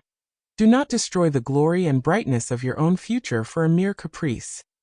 "A caprice?" cried the king. "Oh, sire, it is now only that I can see clearly into your heart." "You, Louise, what mean you?" "An inexplicable impulse, foolish and unreasonable in its nature, may ephemerally appear to offer a sufficient excuse for your conduct, but there are duties imposed upon you which are incompatible with your regard for a poor girl such as I am. So forget me." "I forget you. You have already done so once. Rather would I die. You cannot love one whose peace of mind you hold so lightly, and whom you so cruelly abandoned last night, to the bitterness of death." "What can you mean? Explain yourself, Louise. What did you ask me yesterday morning?" "To love you." "What did you promise me in return?" "Never to let midnight pass without offering me an opportunity of reconciliation, if by any chance your anger should be roused against me." "Oh, forgive me, Louise, forgive me. I was mad from jealousy." "Jealousy is a sentiment unworthy of a king, a man. You may become jealous again, and will end by killing me. Be merciful then, and leave me now to die." "Another word, mademoiselle, in that strain, and you will see me expire at your feet." "No, no, sire, I am better acquainted with my own demerits, and believe me, that to sacrifice yourself for one whom all despise, would be needless. Give me the names of those you have cause to complain of." "I have no complaints, sire, to prefer against anyone. No one but myself to accuse. Farewell, sire. You are compromising yourself in speaking to me in such a manner." "Oh, Be careful, Louise, in what you say, for you are reducing me to the darkness of despair. Oh, sire, sire, leave me at least the protection of heaven, I implore you. No, no, heaven itself shall not tear you from me. Save me then, cried the poor girl, from those determined and pitiless enemies who are thirsting to annihilate my life and honor too. If you have courage enough to love me, show at least that you have power enough to defend me. But no, she whom you say you love, others insult and mock, and drive shamelessly away. And the gentle-hearted girl, forced, by her own bitter distress to accuse others, wrung her hands in an uncontrollable agony of tears. You have been driven away, exclaimed the king. This is the second time I have heard that said. I have been driven away with shame and ignominy, sire. You see, then, that I have no other protector but heaven, no consolation but prayer, and this cloister is my only refuge. My palace, my whole court, shall be your park of peace. Oh, fear nothing further now, Louise. Those, be they men or women, who yesterday drove you away, shall tomorrow tremble before you. Tomorrow, do I say? Nay, this very day I have already shown my displeasure, have already threatened. It is in my power, even now, to hurl the thunderbolt I have hitherto withheld. Louise, Louise, you shall be bitterly revenged. Tears of blood shall repay you for the tears you have shed. Give me only the names of your enemies. Never, never. How can I show any anger then? Sire, those upon whom your anger would be prepared to fall, would force you to draw back your hand upraised to punish. Oh, you do not know me, cried the king, exasperated. Rather than draw back, I would sacrifice my kingdom, and would abjure my family. Yes, I would strike until this arm had utterly destroyed all those who had ventured to make themselves the enemies of the gentlest and best of creatures.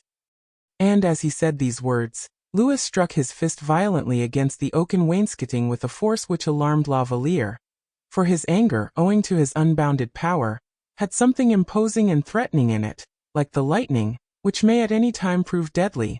She, who thought that her own sufferings could not be surpassed, was overwhelmed by a suffering which revealed itself by menace and by violence.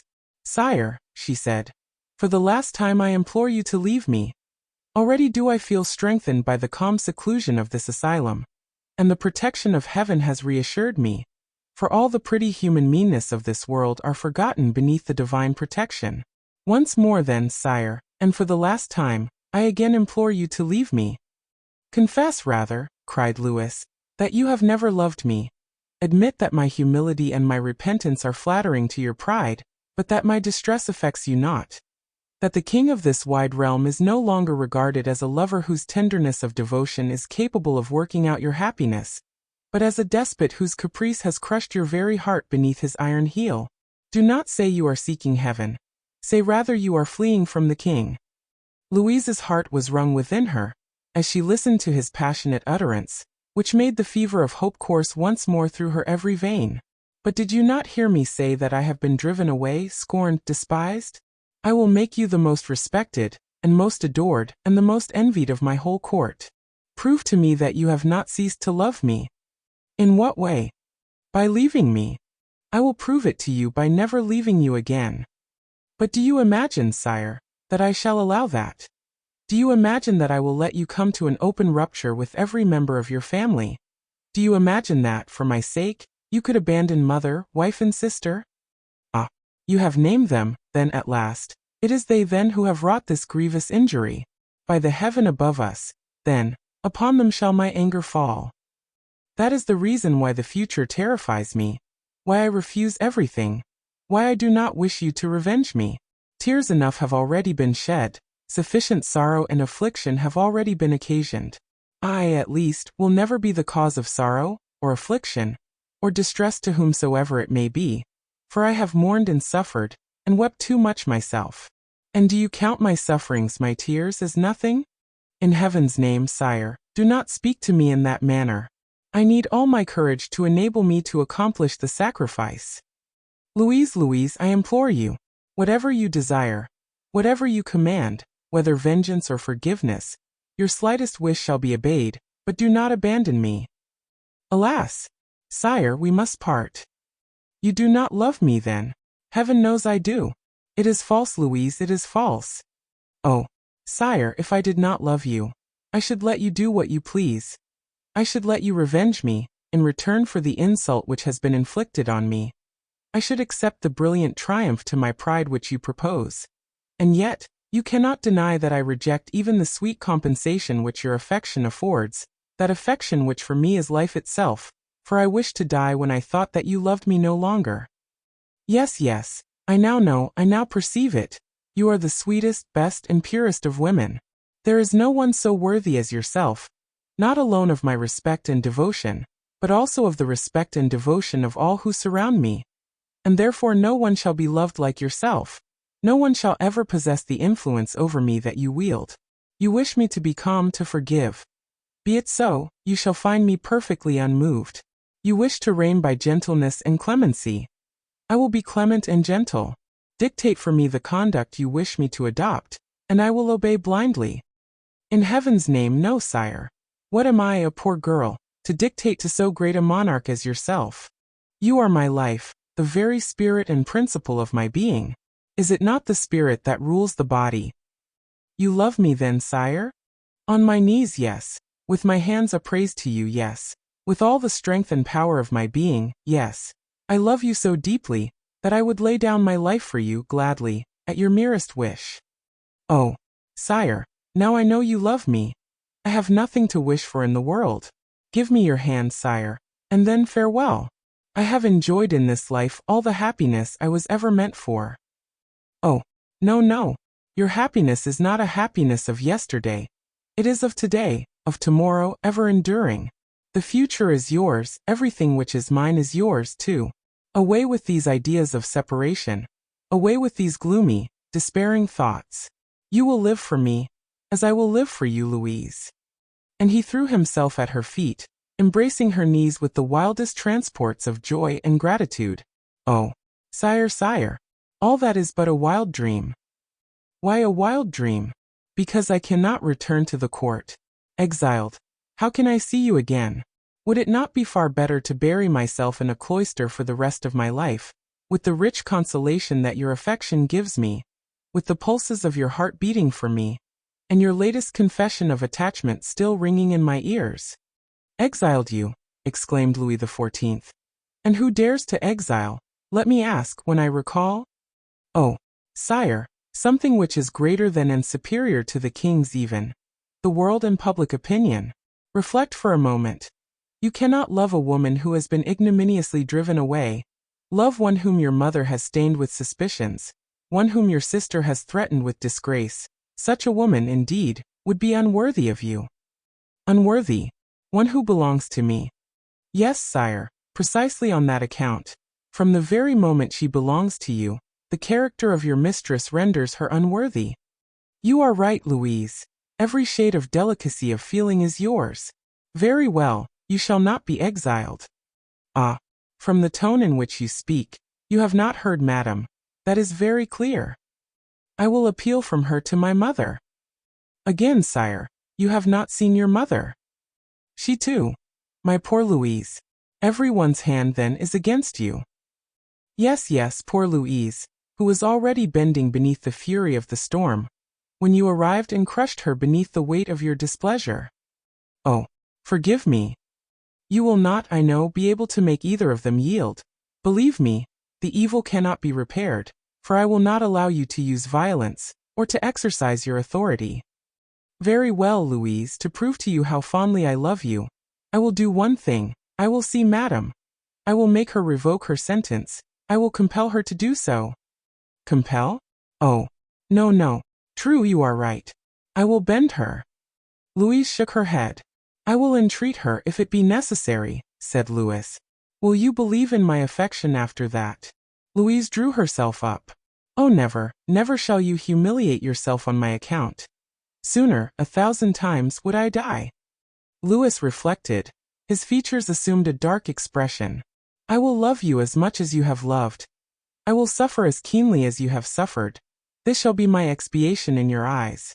Come, mademoiselle, put aside these paltry considerations. Let us show ourselves as great as our sufferings, as strong as our affection for each other. And as he said this, he took her in his arms, and encircled her waist with both his hands, saying, "My own love, my own dearest and best beloved, follow me." She made a final effort, in which she concentrated, no longer all of her firmness of will, for that had long since been overcome, but all her physical strength. "No," she replied weakly, "no. No. I should die from shame. No. You shall return like a queen. No one knows of your having left, except, indeed, D'Artagnan." "He has betrayed me, then? In what way?" "He promised faithfully." "I promised not to say anything to the king," said D'Artagnan, putting his head through the half-open door. "And I kept my word. I was speaking to M. de Saint-Aignan, and it was not my fault if the king overheard me, was it, sire?" "It is quite true," said the king. "Forgive him." La Valliere smiled, and held out her small white hand to the musketeer. "Monsieur d'Artagnan," said the king, "be good enough to see if you can find a carriage for Mademoiselle de la Valliere." "Sire," said the captain, "the carriage is waiting at the gate." "You are a magic mold of forethought," exclaimed the king. "You have taken a long time to find it out," muttered D'Artagnan, notwithstanding he was flattered by the praise bestowed upon him. La Valliere was overcome. After a little further hesitation, she allowed herself to be led away, half fainting, by her royal lover. But as she was on the point of leaving the room, she tore herself from the king's grasp, and returned to the stone crucifix, which she kissed, saying, "O heaven! It was thou who drewest me hither. Thou, who hast rejected me, but thy grace is infinite. Whenever I shall again return, forget that I have ever separated myself from thee, for when I return it will be, never to leave thee again." The king could not restrain his emotion, and D'Artagnan, even, was overcome. Louise led the young girl away, lifted her into the carriage, and directed D'Artagnan to seat himself beside her, while he, mounting his horse, spurred violently towards the Palais Royal, where immediately on his arrival, he sent to request an audience of Madame. Chapter 30. Madame.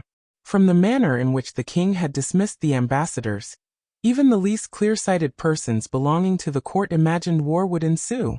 The ambassadors themselves, but slightly acquainted with the king's domestic disturbances, had interpreted as directed against themselves the celebrated sentence, "If I be not master of myself, I, at least, will be so of those who insult me." Happily for the destinies of France and Holland, Colbert had followed them out of the king's presence for the purpose of explaining matters to them, but the two queens and Madame, who were perfectly aware of every particular that had taken place in their several households, having heard the king's remark, so full of dark meaning, retired to their own apartments in no little fear and chagrin. Madame, especially, felt that the royal anger might fall upon her, and as she was brave and exceedingly proud, instead of seeking support and encouragement from the Queen Mother, she had returned to her own apartments, if not without some uneasiness, at least without any intention of avoiding an encounter, and of Austria, from time to time at frequent intervals, sent messages to learn if the king had returned. The silence which the whole palace preserved upon the matter, and upon Louise's disappearance, was indicative of a long train of misfortunes to all those who knew the haughty and irritable humor of the king. But Madame, unmoved in spite of all the flying rumors, shut herself up in her apartments, sent for Montalais, and with a voice as calm as she could possibly command, desired her to relate all she knew about the event itself. At the moment that the eloquent Montalais was concluding, with all kinds of oratorical precautions, and was recommending, if not in actual language, at least in spirit, that she should show forbearance towards La Valliere, M. Malicorne made his appearance to beg an audience of Madame, on behalf of the king. Montalais's worthy friend bore upon his countenance all the signs of the very liveliest emotion. It was impossible to be mistaken. The interview which the king requested would be one of the most interesting chapters in the history of the hearts of kings and of men. Madame was disturbed by her brother-in-law's arrival. She did not expect it so soon, nor had she, indeed, expected any direct step on Louis's part. Besides, all women who wage war successfully by indirect means are invariably neither very skillful nor very strong when it becomes a question of accepting a pitched battle. Madame, however, was not one who ever drew back.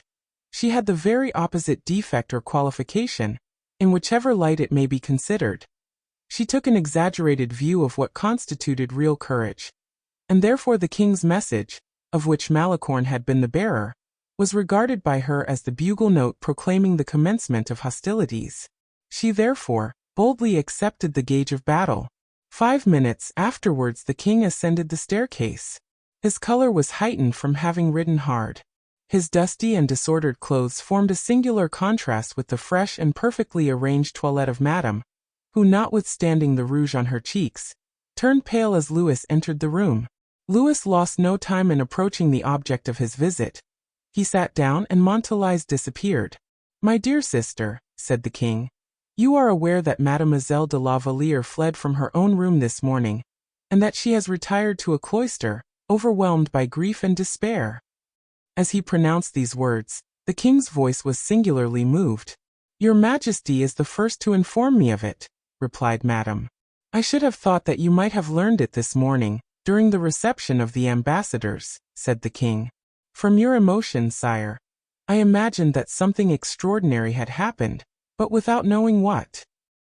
The king, with his usual frankness, went straight to the point. "Why did you send Mademoiselle de la Valliere away?" "Because I had reason to be dissatisfied with her conduct," she replied dryly. The king became crimson, and his eyes kindled with a fire which it required all Madame's courage to support. He mastered his anger, however, and continued, "A stronger reason than that is surely requisite, for one so good and kind as you are, to turn away and dishonor, not only the young girl herself, but every member of her family as well. You know that the whole city has its eyes fixed upon the conduct of the female portion of the court. To dismiss a maid of honor is to attribute a crime to her, at the very least a fault. What crime, what fault has Mademoiselle de la Valliere been guilty of?" "Since you constitute yourself the protector of Mademoiselle de la Valliere," replied Madame coldly, "I will give you those explanations which I should have a perfect right to withhold from every one." "Even from the king?" exclaimed Louis, as with a sudden gesture he covered his head with his hat. "You have called me your sister," said Madame, "and I am in my own apartments." "It matters not," said the youthful monarch, ashamed at having been hurried away by his anger. "Neither you, nor anyone else in this kingdom, can assert a right to withhold an explanation in my presence." "Since that is the way you regard it," said Madame, in a hoarse, angry tone of voice, "all that remains for me to do is bow submission to your Majesty, and to be silent." "Not so. Let there be no equivocation between us. The protection with which you surround Mademoiselle de la Valliere does not impose any respect. No equivocation, I repeat. You are perfectly aware that, as the head of the nobility in France, I am accountable to all for the honor of every family. You dismiss Mademoiselle de la Valliere, or whoever else it may be." Madame shrugged her shoulders. "Or whoever else it may be, I repeat," continued the king. "And as, acting in that manner, you cast a dishonorable reflection upon that person, I ask you for an explanation, in order that I may confirm or annul the sentence." "Annul my sentence?" exclaimed Madame haughtily. "What? When I have discharged one of my attendants, do you order me to take her back again?" The king remained silent.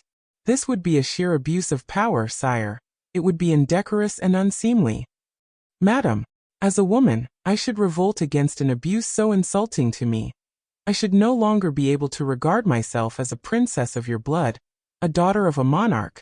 I should be the meanest of creatures, more humbled and disgraced than the servant I had sent away." The king rose from his seat with anger. "It cannot be a heart," he cried. "You have beating in your bosom. If you act in such a way with me, I may have reason to act with corresponding severity. It sometimes happens that in a battle a chance ball may reach its mark." The observation, which the king had made without any particular intention, struck Madame home, and staggered her for a moment. Some day or other she might indeed have reason to dread reprisals. "At all events, sire," she said, "explain what you require." "I ask, Madame, what has Mademoiselle de la Valliere done to warrant your conduct toward her?" "She is the most cunning fomento of intrigues I know. She was the occasion of 2 personal friends engaging in mortal combat, and has made people talk of her in such shameless terms that the whole court is indignant at the mere sound of her name." She, cried the king. "Under her soft and hypocritical manner," continued Madame, She hides a disposition full of foul and dark conceit. You may possibly be deceived, sire, but I know her right well. She is capable of creating dispute and misunderstanding between the most affectionate relatives and the most intimate friends. You see that she has already sown discord betwixt us two. I do assure you, said the king. Sire, look well into the case as it stands. We were living on the most friendly understanding, and by the artfulness of her tales and complaints, she has set your majesty against me. I swear to you, said the king, that on no occasion has a bitter word ever passed her lips. I swear that, even in my wildest bursts of passion, she would not allow me to menace anyone. And I swear, too, that you do not possess a more devoted and respectful friend than she is. Friend, said Madame, with an expression of supreme disdain. Take care, Madame, said the king. You forget that you now understand me, and that from this moment everything is equalized. Mademoiselle de la Valliere will be whatever I may choose her to become. And tomorrow, if I were determined to do so, I could seat her on a throne. She was not born to a throne, at least, and whatever you may do can affect the future alone, but cannot affect the past.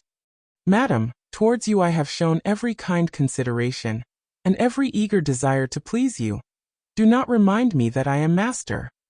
It is the second time, sire, that you have made that remark, and I have already informed you I am ready to submit. In that case, then, you will confer upon me the favor of receiving Mademoiselle de la Valliere back again. For what purpose, sire, since you have a throne to bestow upon her? I am too insignificant to protect so exalted a personage. Nay, a truce to this bitter and disdainful spirit. Grant me her forgiveness. Never. You drive me, then, to open warfare in my own family. I too have a family with whom I can find refuge. Do you mean that as a threat, and could you forget yourself so far? Do you believe that, if you push the affront to that extent, your family would encourage you? I hope, sire, that you will not force me to take any step which would be unworthy of my rank. I hope that you would remember our recent friendship, and that you would treat me as a brother. Madame paused for a moment. I do not disown you for a brother, she said, in refusing your majesty an injustice. An injustice? Oh, sire, if I informed others of La Valliere's conduct, if the queen knew. Come, come, Henrietta, let your heart speak. Remember that, for however brief a time, you once loved me. Remember, too, that human hearts should be as merciful as the heart of a sovereign master. Do not be inflexible with others. Forgive La Valliere. I cannot. She has offended me. But for my sake. Sire, it is for your sake I would do anything in the world, except that. You will drive me to despair. You compel me to turn to the last resource of weak people, and seek counsel of my angry and wrathful disposition. I advise you to be reasonable. Reasonable? I can be so no longer. Nay, sire, I pray you, for pity's sake, Henrietta, it is the first time I entreated anyone, and I have no hope in anyone but in you. Oh, sire, you are weeping. From rage, from humiliation.